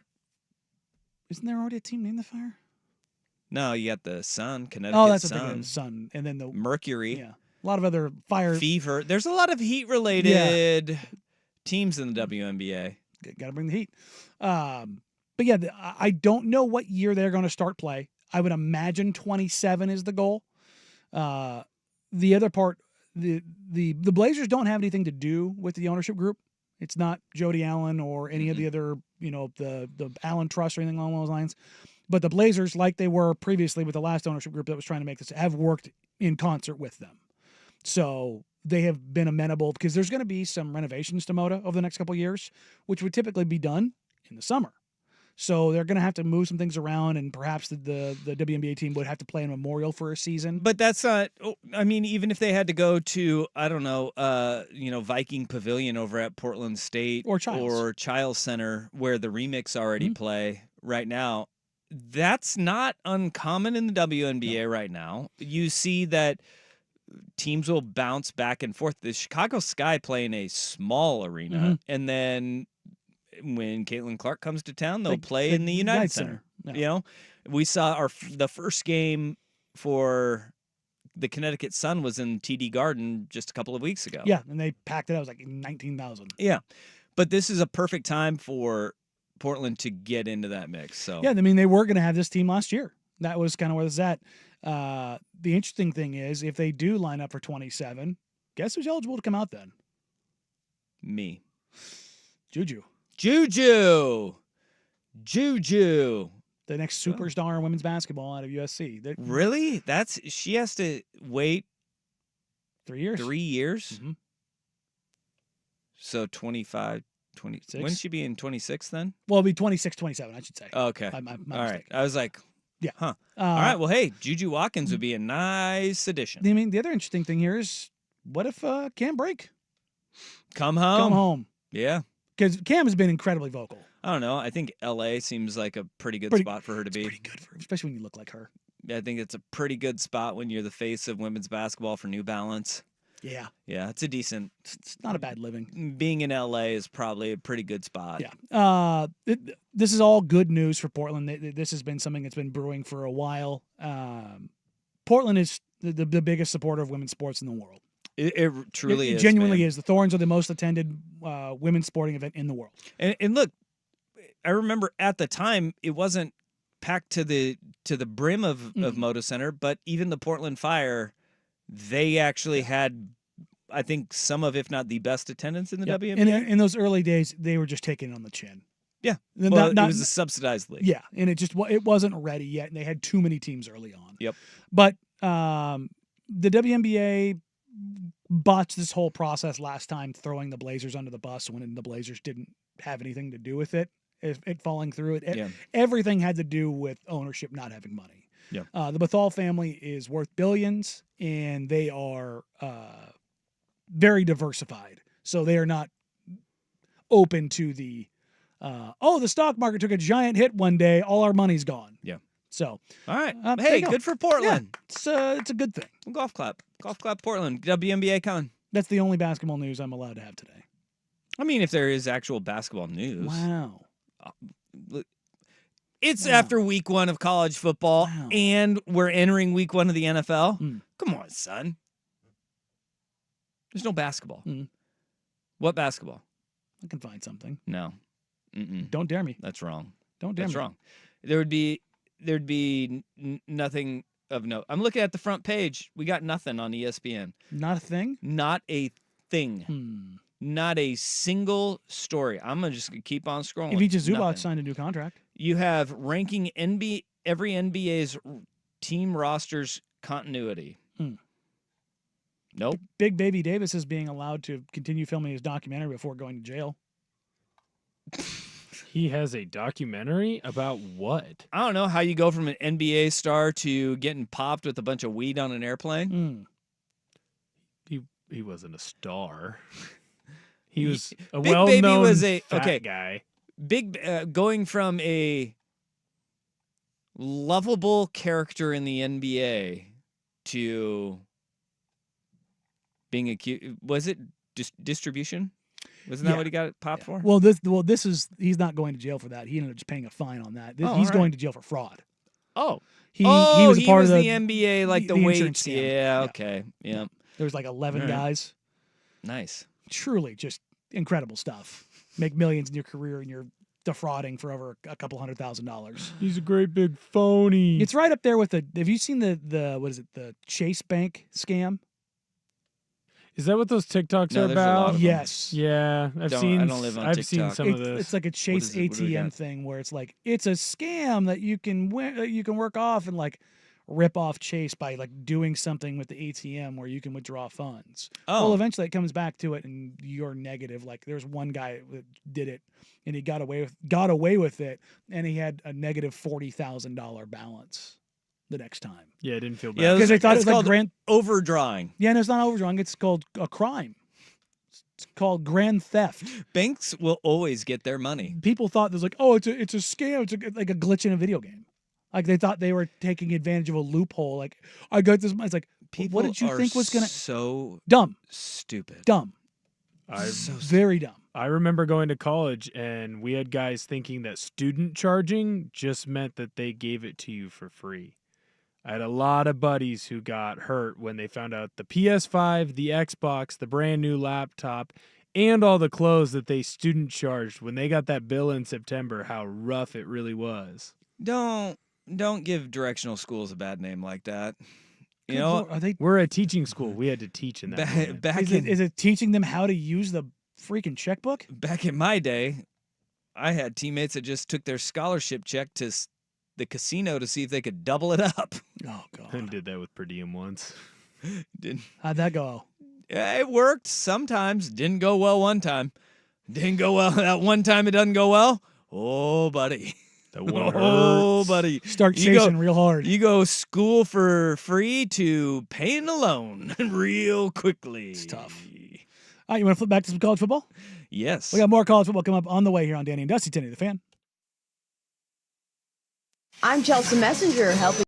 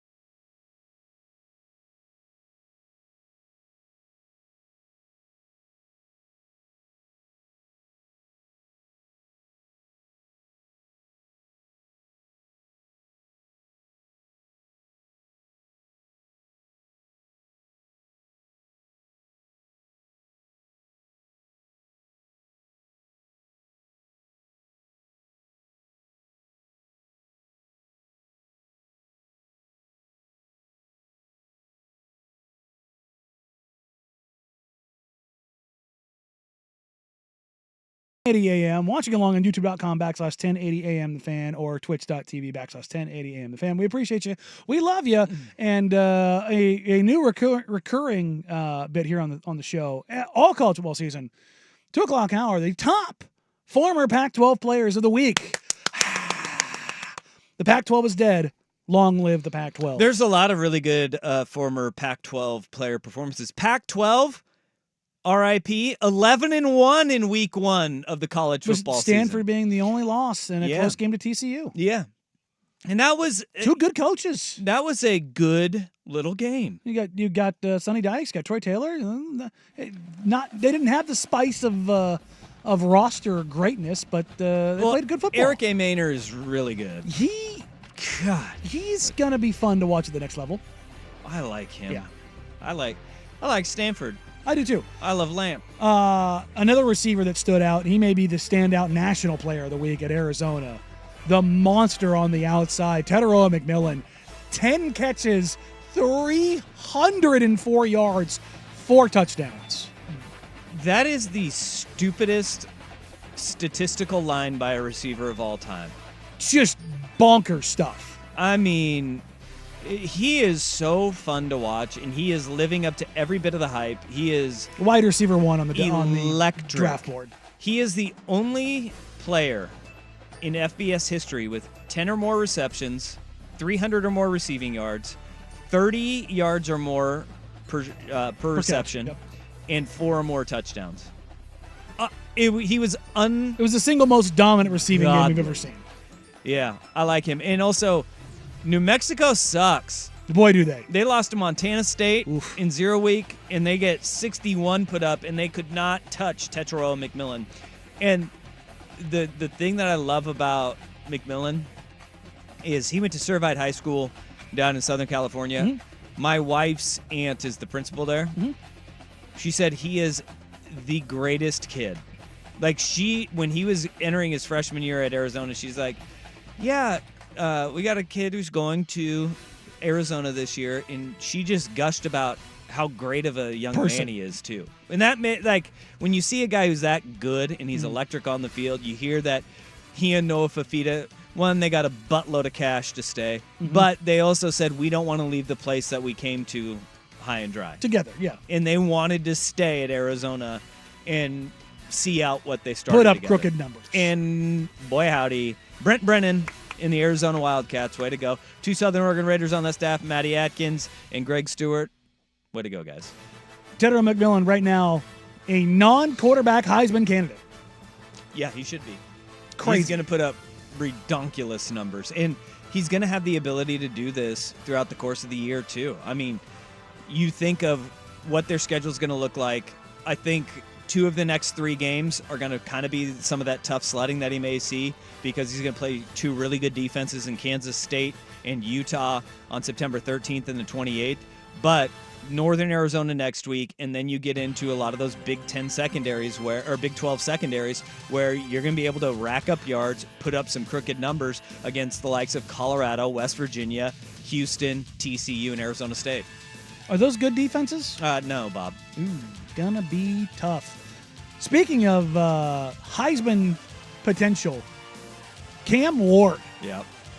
Is he the Heisman frontrunner now? He is the Heisman betting favorite in Vegas now. After 1 week, Cam Ward now has 7-1 odds. Dylan Gabriel's dropped from 6-1 to 15-2.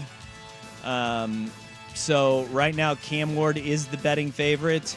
Gabriel is third. Jalen Milroe is right after Gabriel. I still think it's ridiculous. Jackson Dart, his odds dropped. He went for 415 and 4 touchdowns. Yep. He is 10-1 odds. Travis Hunter 11-1 odds. Carson Beck 12-1 odds. Interesting. Yeah. Cam Ward, a little bit of a slow start with the early interception, and then he got in his bag. 26 of 35, 385, 3 tutties, and a pick. And I don't even think that underscores how effective he was. He now has 20-1 odds. Hell of a weekend. Yeah. I will be fascinated to see how Miller Moss develops. He's got so many damn weapons around him, though. That is really fun to watch. And the biggest thing for him is that he finally has a competent defense. I don't want to say good yet, competent. Not dereliction of duty on the defensive side of the ball at USC. And that is huge for them. Huge. Yep. Our final top former Pac-12 player of the week, USC's Miller Moss, 27 of 36, 378 and a touchdown. Yep. Pretty good. Pretty damn good. This is a little bit. We'll get. You know what? Maybe starting next week, we'll open this up for voting. Yeah. We'll run it on Tuesdays. There were a ton of big time performances, crazy performances from former Pac-12 players, though, and I think like Jonah Coleman too up at UW. He had an incredible day. Travis Hunter and Shadur Sanders put up ridiculous numbers. The Heisman odds for Travis Hunter went from 33 to 1 to 11 to 1 this past. I mean, if he week. can stay healthy, I don't even think it matters that Colorado is going to win 4 games. No, he just might have numbers so crooked that. Yeah. Falling off the board. Mhm. DJ Uiagalelei. Well, I mean, He why fell was off the board. he up there? Well, because they thought maybe this would be the year. And there's a lot of people are crushing DJ right now. What is happening at Florida State is not wholly on him. We knew what he was after Trevor Lawrence left Clemson and he took over. He came to Oregon State and he facilitated and managed the offense well. He is not a guy that is going to win you a game. I don't know why people thought that all of a sudden DJ would be a guy who turns into somebody who's going to put a team on his back and drag you to victories. He has never been that guy in college. And it was expectations lumped upon him as the number 2 quarterback in that class coming out of high school. But we've seen it at Clemson and Oregon State, and now he's at Florida State, and it's like nothing has changed. Nothing has changed. Sucks for DJ. Do you want to go there next? Sure, yeah, we can. Let's hit the state of Florida and do a Florida wrap-up. One thing for people to keep an eye on, Ashton Genty, the running back from Boise State, started the year 200 to 1 odds. Yeah, what's he at now? 66 to 1. He's going to keep climbing. Yeah. That running back there, pretty good at Boise State. Yeah, we'll get a nice up-close look at him with Oregon here real soon. Pretty good at Boise State. All right, coming up, we're going to look at the freak show that is the state of Florida and college football next year on Danny and Dusty, 10 The Fan. Hello, sports fans, and welcome.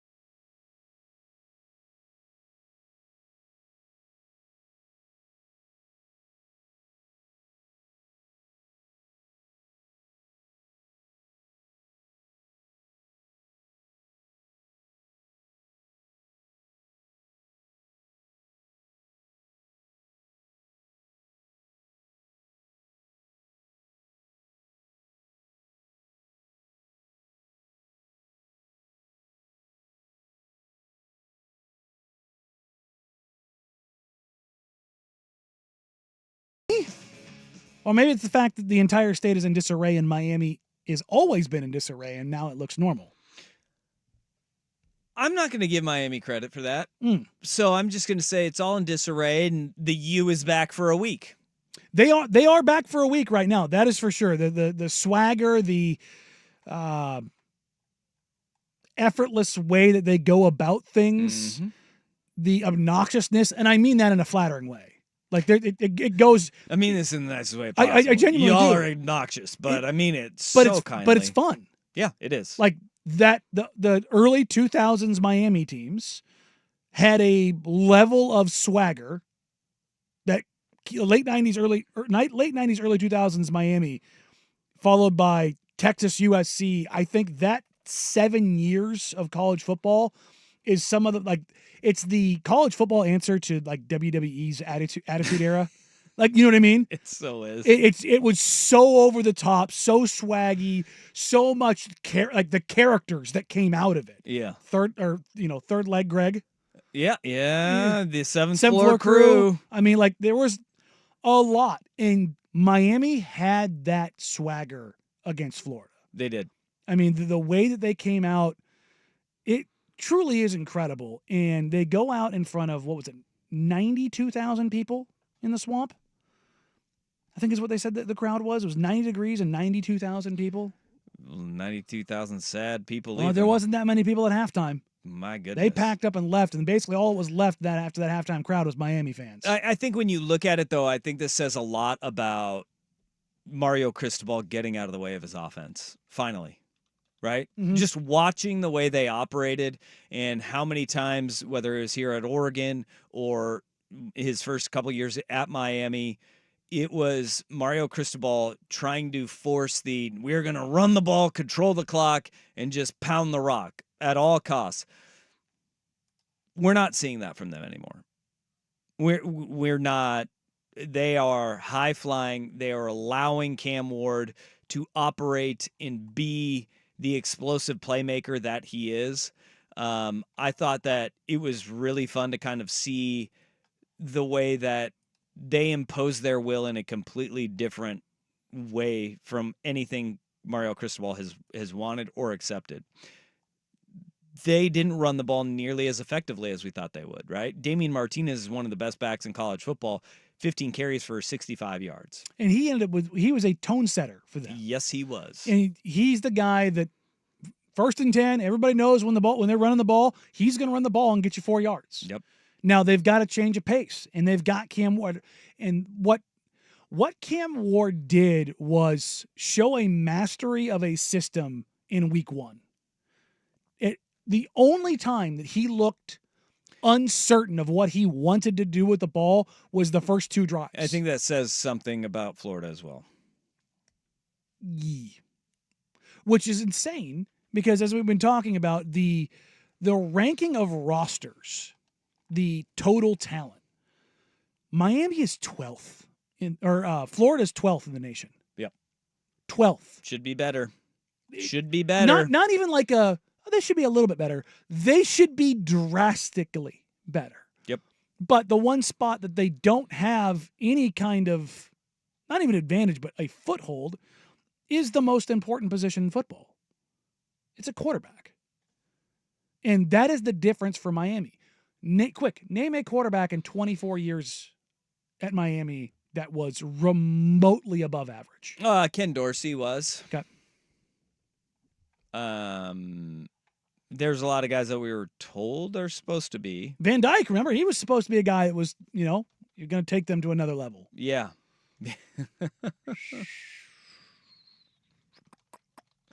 It's a short list. They have not had a quarterback come out of there. Excuse me, during the broadcast, I don't think they've had a first-round quarterback since then. Since Ken Dorsey. I'm going through it here. No. It's bad. No, they've had players everywhere else. They have not been able to bring a quarterback to Miami in 2 decades. Golly. Yeah, it's been a really long time. It really is. It's Ken Dorsey. Ken Dorsey Think would about be the guy. 2002. So we're talking 22 years ago. Huh. Yikes. Not good. Are you buying Miami, or is this just No. 1 week against Florida? I think they are in a far better place, and if Mario Cristobal does kind of stay out of the way, I look at it and I go, Cristobal up 24-10 at halftime. In the past, he would have just sat back, said we were going to run the ball, we're going to get out of this game, and we're going to control the clock. They came out in 12 of their first 15 plays in the second half. Was Cam scoring Ward drives? going? They threw the football, and it was even with a couple of incompletions. And Cristobal would always pucker up and be like, "No, we're not going to do this." Nope, kept throwing the ball, kept Cam Ward's arm live and active, and that's what he needs to do now. He can't win football games, especially at Miami in the ACC, playing that way. He has the quarterback finally to unleash and say, go be you, go be great. We saw it with Justin Herbert in Justin Herbert's last year at Oregon, right? Mm-hmm. The refusal to run Herbert. Yeah. It was ridiculous. He would just say, no, no, no. What did they do? Final 2 games of the year, Justin Herbert was allowed to run, and he killed Wisconsin in the Rose Bowl with his legs. Letting Cam Ward be Cam Ward, it may bump Cam Ward up to being the top quarterback taken in the draft. And I love what Cam Ward said after the game, though, because he went ride or die for the Pac-12. There were 90,000 people full throat at the beginning of this game, loud as hell. No, I don't know if this was the loudest environment you ever played in. It wasn't. I played at USC. Okay. USC wasn't packed, but it was louder than this. I played at Oregon. It was louder than this. The Pac-12 gets misspoken for. The Pac-12, that's where I believe real football is played. Meach Powell even come from Washington. Washington was one of the loudest environments I played. And so I would say advice to the fans: if you're going to be loud, you have to be loud when we're huddling. You can't just be loud once we break the huddle. By that time, it's no point. We hear the play, we communicate already. But it was a good atmosphere to play in, and I'm just excited that we were able to get a victory. Pac-12's where real football's played. Yeah, in your face, rest of the country. Take it, SEC. Wish that Cam Ward would have had that platform before the Pac-12 dissolved. 11-1. 11-1. 11-1. Again, 11-1. the Pac-12 continuing. Yeah, and look, Miami's built on Pac-12 players. Cam Ward, Washington State. Damian Martinez, Oregon State. How about the first touchdown of the season for Miami? Cam McCormick, Ninth year college football, Same baby. recruiting class as me. Dr. McCormick. He only had 1 catch for 9 yards, but it was a touchdown, so... Would you think he would trade that for anything right now? Pac-12 representing. Not too bad. Everybody else, crotch chop. That covers 2 of the 3 Florida teams. The third one in Florida State. Yeah. Sweet Mary and Moses. What do you make of this team? They're bad. I mean, It's not, and again, DJ is getting all of the flack, and it's not just him. No, defensively in the trenches where Florida State has always been really good, they're just getting carved up. We saw it with Georgia Tech when Brent Key said, "Run the ball." Boston College They got the racked memo. up a bajillion yards on the ground as well. I think 190. It was 190 yards on 36 carries. I'm sorry, that's Georgia Tech game. It was 263 yards Boston College ran the ball for. Florida State 21. Yeah. Outgained 263 to 21. It's absolutely inexcusable when you're Florida State. How does that happen? How do you get the crap kicked out of you by Boston? Look, Georgia Tech, I can squint and see it. You know what I mean? Like that's their identity. Haynes King's a lot of it is coaching because of the fact, and I love Mike Norvell. Mm-hmm. I think Mike Norvell is a really good coach. There is a disconnect on Somewhere. especially the defensive side of the football, and very limited offensively. Their offensive linemen, stupid penalties all game long. Mm-hmm. I mean, there's one at the end of the game where they have a chance, they had a puncher's chance near the end of the game to score, and maybe you get an onside kick, you get the ball back. Mm-hmm. And one of their offensive linemen comes up and just puts his hand right under the chin of a Boston College defensive lineman And Boston College guy, he flopped. No, sure. But it was a ridiculous move by the offensive lineman. 15-yard penalty. They end up having to punt instead of keeping a drive alive. They had boneheaded mistakes, stupid penalties throughout the course of the first 2 games of the season. And who's the head coach at Boston College? Bill O'Brien. And Good I think coach? nobody is giving BC credit right now because it was game 1 for him. But that's the bigger concern for Florida State. Your biggest improvements come between week 1 and week 2. Mm-hmm. And you regressed. I don't know if they regressed. I think Boston College might be pretty good. Like, I don't think they're going to be great by any means. But Bill O'Brien is a damn good coach. The talent disparity between those 2 schools is a chasm. Yep. A chasm. And this is kind of the Vancouver Ford text line points it out. Like, Norvell hit a bunch of home runs in the portal last season. It's a risky game to rely on so much every year. Seminoles seem to have struck out this year 100%. And that's one of the hard parts about building through a portal is it's good to fill gaps. You can't build your roster from scratch. And Miami did a hell of a job at it, going and getting guys like Damian Martinez and Cam Ward. I mean, they got the top 2 transfers. But they also went out and Mario Cristobal recruits his ass off too. And wins those battles. And they're what? Miami's 5th right now in recruiting? Yeah, 5th. If you look at, there are 5 FBS teams in the state of Florida. If you add Florida International, UCF. Florida and Atlantic, or I guess 6 in UCF. If you look at their records right now, it's not pretty at all. They are 2-6. Lone wins being Miami over a team from the state, and then Central Florida picked up a win week 1 over New Hampshire, emphatically 57-3. But they're 2-6 in the state of Florida, the second most talent-rich state in the entire country. Think about that. Second most recruits of any state in the country. Lane Kiffin ain't walking through that door. No. Maybe walking through that Denny's, though. I give you a dealer's choice. You want to pivot to the NFL or you want to wrap up the rest of college football week? We could just wrap up college football. All right, when we come back, we will wrap up the rest of week 1 in college football. But first, here's Big Will Betts, the Sports Center update.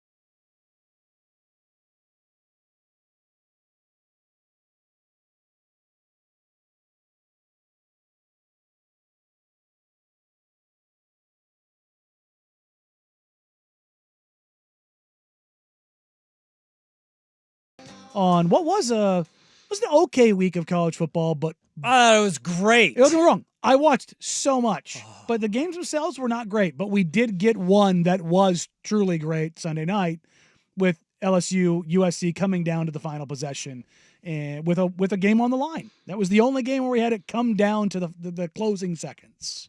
Yeah, and that's the world of college football that we live in, but it gave us drama. In that SC game, I think the biggest thing is your defense came through in a time where you needed a stop, and you finally got one. And that was never the case for USC. The play of the game was not the touchdown at the end. It wasn't Kyron Hudson's 2 insane catches. It was the 4th down in the red zone. Yep. Where they stood up. Like I jumped up and screamed because that... No way, you did? It is the first time in 3 years that they have had a game where they won on defense at the point of attack and in the running lanes. They did not lose. And it was weird to see. They tackled. Their DBs came up and made plays. Kamari Ramsey came up and made, I think he was their leading tackler. He was. He was their leading tackler.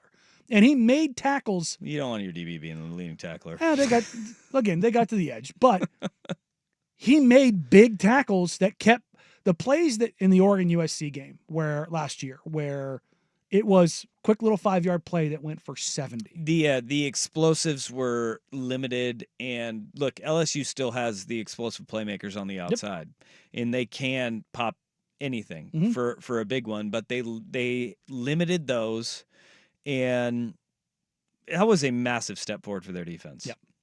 It could not have gone better. And then on top of that, LSU, this was a game of who would play defense, right? That was the big question.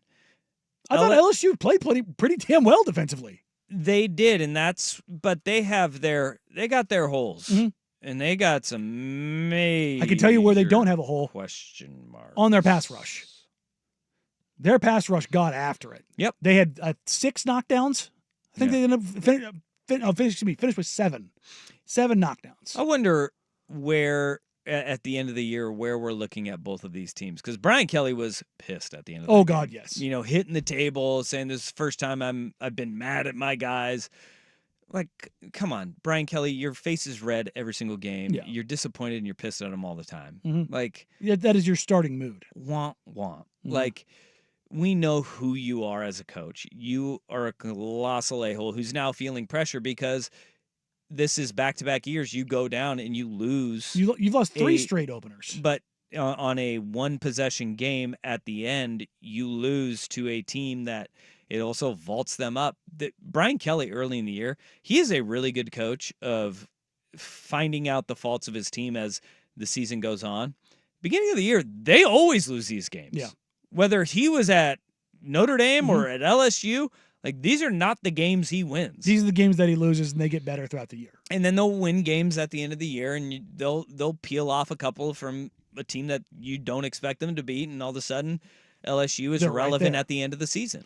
And that's why it's a great win for USC too, is that it's a great win for them because their schedule is not easy by any stretch. Hopefully this gets Lincoln Riley off of the, why do we schedule these games? Well, because you can learn a lot about your team and find out where you are as a measuring stick.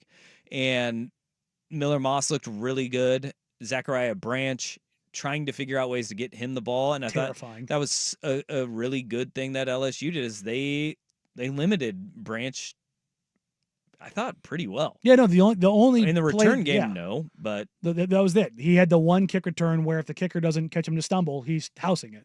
Yup. But that is going to be the next question for USC in the evolution of how they become more explosive is, can you get Branch the ball in space a lot more? But you have weapons. We know Lincoln Riley can always recruit weapons to USC. It finally seems like you have a defense that's not going to just gack away games left and right. And that's all. That's good. That's all you need right now. Yeah. Again, this is not a national title competing team. Nope. It's not what they are. Nope. But you can't continue the backslide. No, and it's exactly it. Because I coming into the season, I said it over and over again. 8, probably maybe 9 wins. This bolts them up to 9, probably 10 wins. You are going to be insufferable if they beat Michigan. If they beat Michigan, I'm going to lose it. Yeah. 100%. Because if they beat Michigan, it's just Notre Dame. That's Penn State too. They have Penn but State. But you can lose one. Yeah. That's my point. But if they go through that rest of that schedule and they only drop one, they're in the playoff. Yeah. And if that's the step forward that you take, then you're back to restoring what you did in year 1 and not taking that step back that you took in year 2. Yep. And if that all of a sudden starts to change and Lincoln Riley, much like Mario Cristobal, gets out of his own way and lets D'Anton Lynn run the defense the way that he's been, I could not have asked more from that defense. And it wasn't the best performance I've ever seen. Yeah. Injuries and attrition because they're not deep. That's going to be that's going to be the big one. That's going to be the big one as season goes on. But dude, it was a really good start for SC. The question that I have is, 8-9 weeks from now, are we going to look at this as LSU just wasn't that good, and USC beat a team barely on a neutral field that was not that good? No, because of just what Brian Kelly does at LSU, right? Like his track record will tell you that he'll get them to a spot where at the end of the year we'll go, oh yeah, by the way, look at LSU. Look at it, they're a pretty dang good LSU team this season. But their schedule, when you look at, I mean, that's how all these breaks go. They're going to get right. They don't have October 12th, next time they play a team of consequence. Mm-hmm. Nicholls State, at South Carolina, UCLA, South Alabama. Those are the next 4 for LSU. So at that point, if USC handles their business, especially if you can go and peel out one off against Michigan in the Big House in Ann Arbor, and then if LSU is 4-0 or 4-1 at that point, then they go and play Ole Miss, and I think we'll find out what LSU is then. But that one could look a hell of a lot better by mid-October for USC. Even though it's ridiculous that we sit there and we put that much stock in what a team is at the beginning of the year compared to what they are at the end. Yeah. But I think rightfully so, USC had a ton of pressure on them. Absolutely. Because if they go out there and they yak this game away, it's like, there's Lincoln Riley, still not learning. Yep. Defense still sucks. It's one of those situations. One of the stats that came out of this weekend as I was scrolling through, in the not big matchups, Alabama, Texas, Tennessee, and Ole Miss, they combined to outscore their opponents 254-3. Ooh-wee. 3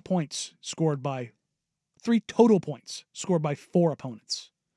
Now, I get it. When you're playing the likes of Furman, it's expected that you go, but handling your business, that is really hard to do. And we saw it with Oregon. Again, Furman and Idaho, different levels. But what was the spread Still on an FCS team? Yeah. What was the spread on Oregon, Idaho? 43.5. That's the expectation is they go out there, and I think historically Oregon had beaten FCS opponents by 43. No, I mean, I saw a stat that we've had a couple that have been with the 81-7 last year against Portland State really skews that. It brings the average up, but I believe historically Oregon had beaten their last 10 or last 20 FCS opponents by an average of 43. Yep. So to go out there to do what those teams did in Bama, Texas, Tennessee, Ole Miss, and unbelievable. The thing that stands out is with all 4 of those teams, 3 of those 4 teams. In Missouri too. Missouri won 51-0. I could add that in there, and we're at 305-3. Goodness. But 3 of those teams in Texas, Tennessee, and Ole Miss, those 3 quarterbacks came out and showed you they are ready. Yep. Quinn Ewers, and then Arch Manning got more time on ESPN. Nico Iamaleava, who is he was the big money recruit at Tennessee, which was like $8 million. I think that's what it was to bring him into Tennessee. He put on a show. Yep.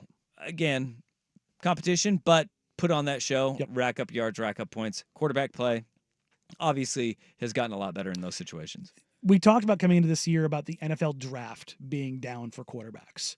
Where they won't be down is in the young quarterbacks group. Yeah, and that's usually what happens. I mean, 2 years ago we didn't have a great quarterback draft. This past year you saw 5 go out the board. And now you've got Nico, who looks like a guy who's going to be an absolute stud.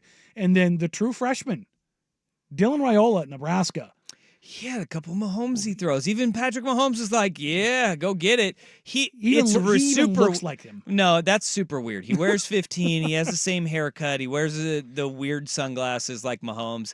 He is trying too hard to look like Patrick Mahomes, but I'll be damned if he didn't have a couple of those throws where it was like, whoa. I don't know. You know what really concerns me about him, though? You know how many high schools he went to? Didn't he go to one every year? He went to 4 high schools. The Bear Alexander tour. And then he committed, decommitted, committed, decommitted, committed, decommitted, committed. Yeah, he was Georgia, right? Georgia. I think there were a couple of schools that he committed to. Possibly Texas as well. Yeah. It was I don't know. That's always a big question mark for me. I don't like guys who bounce around that much. That's an aggressive amount. That's really aggressive. Yeah, no. Bear Alexander is the only other one I can think of that's like that. And he tried to get out of SC this year, and then he came back. Yeah. Didn't Nkem didn't he do the same thing? He was at Ole Miss the whole time. But I mean, high school. Wasn't he a guy that was he one of the bigger? There was a rush end that went to like 4 different high schools. I can't remember. I thought it was that him. might be. That sounds like it might be right. I don't know. It's not the first. Basically, it's not the first time we've seen this, and it's not one bit. It's very common in basketball, but it's a little bit weird when it happens in football. You know what I mean? That level of continuity and style that kind of builds with it. It's very weird. Anything else in college football you want to hit on? No. I think that's it. We did a great I think we hit all of the top 25. We got through all of it. Well, what a great time. We didn't really mention Ohio State, but that's fine. Nobody cares about them. We did at the beginning of the show. Oh, that's right. We did at the very beginning of the show. Yeah, there you go. All right, we'll pivot up, finish up today's show with some news and notes coming out of the NFL heading into week 1 here on Danny and Dusty, 1080 The Fan.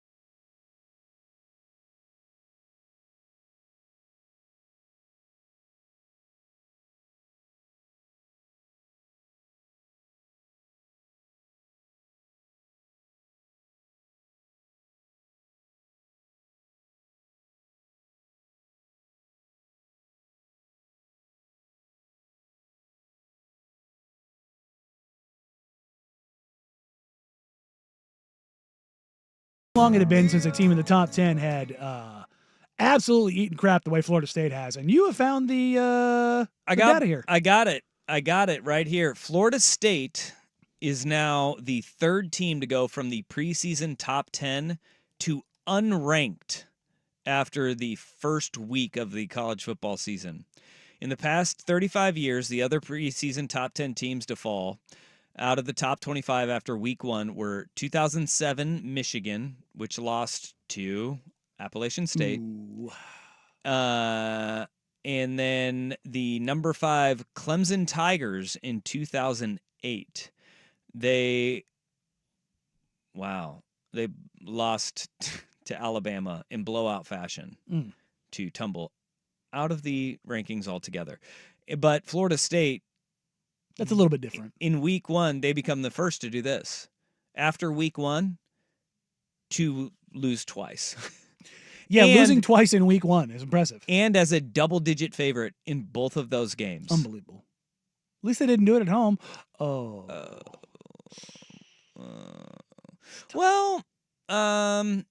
Yeah, they did last night. They did. They did last night to Boston College. That's what I was saying. In the home of Guinness, they lost as well.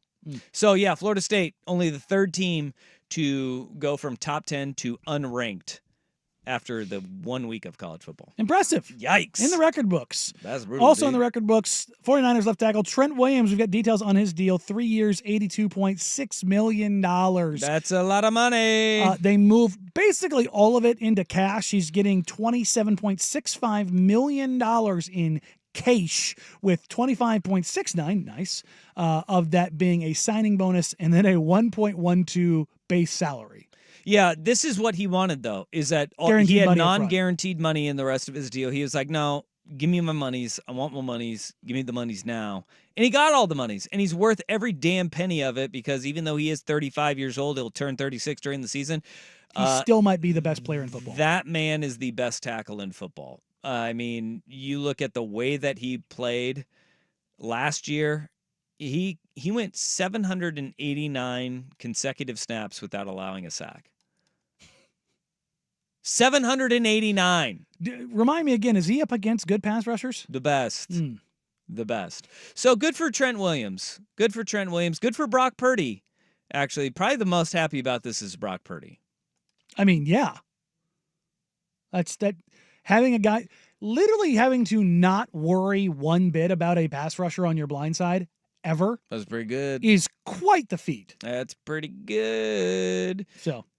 Cam Hayward also got paid today, too. Cam Hayward got paid, and it feels like there has been a Hayward on the Steelers for the past 40 years. Well, yeah, because Cam Hayward, he is 35. Good day to be 35 years old and get paid in the NFL. Crazy. I could not believe that Cam Hayward was 35. 3-year deal, $45 million, and $29 million is in new money. $16 million is only guaranteed, though. And this is, unlike an offensive lineman, defensive lineman, you can fall off a little bit faster than that. So Cam Hayward getting his monies. Good for him. He's a vet, 13-year guy in the NFL. And look, I don't know if anybody watched any of the preseason for the Pittsburgh Steelers, but you can pay the guy now as like a thank you. You're not competing for any Super Bowls with that quarterback, with either of those quarterbacks. Yeah, I was going to say, you could make that plural, because neither one of them are. And Brandon Ayuk wouldn't have changed that either. All right. To get the quarterback sorted, that's where you're at. All right. Hey, NFL football. This week, Thursday. Here. We're only 2 days away. Ooh. 2 more sleeps till NFL football. You'll be down in Eugene tomorrow. Yes, I live will. and on location from Autzen Stadium yet again. That's what I'm talking about.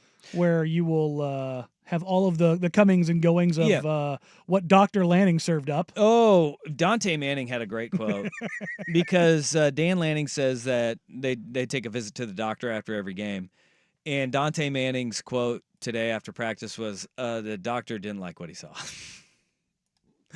Yep. That's a fair assessment of how week 1 Oregon, Idaho went. So I'll be down there. The scans did not come up clean. Maybe we catch up again with Uncle Jerry, have Jerry Allen back on. We'll try to track down some guests and party tomorrow down in Eugene. I like it. All right. Well, that does it for us today. Up next, you got 4 Hours of Power. Isaac Ropp was so excited, he just came barreling through the door. Ringing gongs. He's ready to radio. So is Sook. Sook in here far earlier than ever before. 4 hours of power from their mouths to your ears. It's prime time with us. Good Souk. Have a great Tuesday, everybody.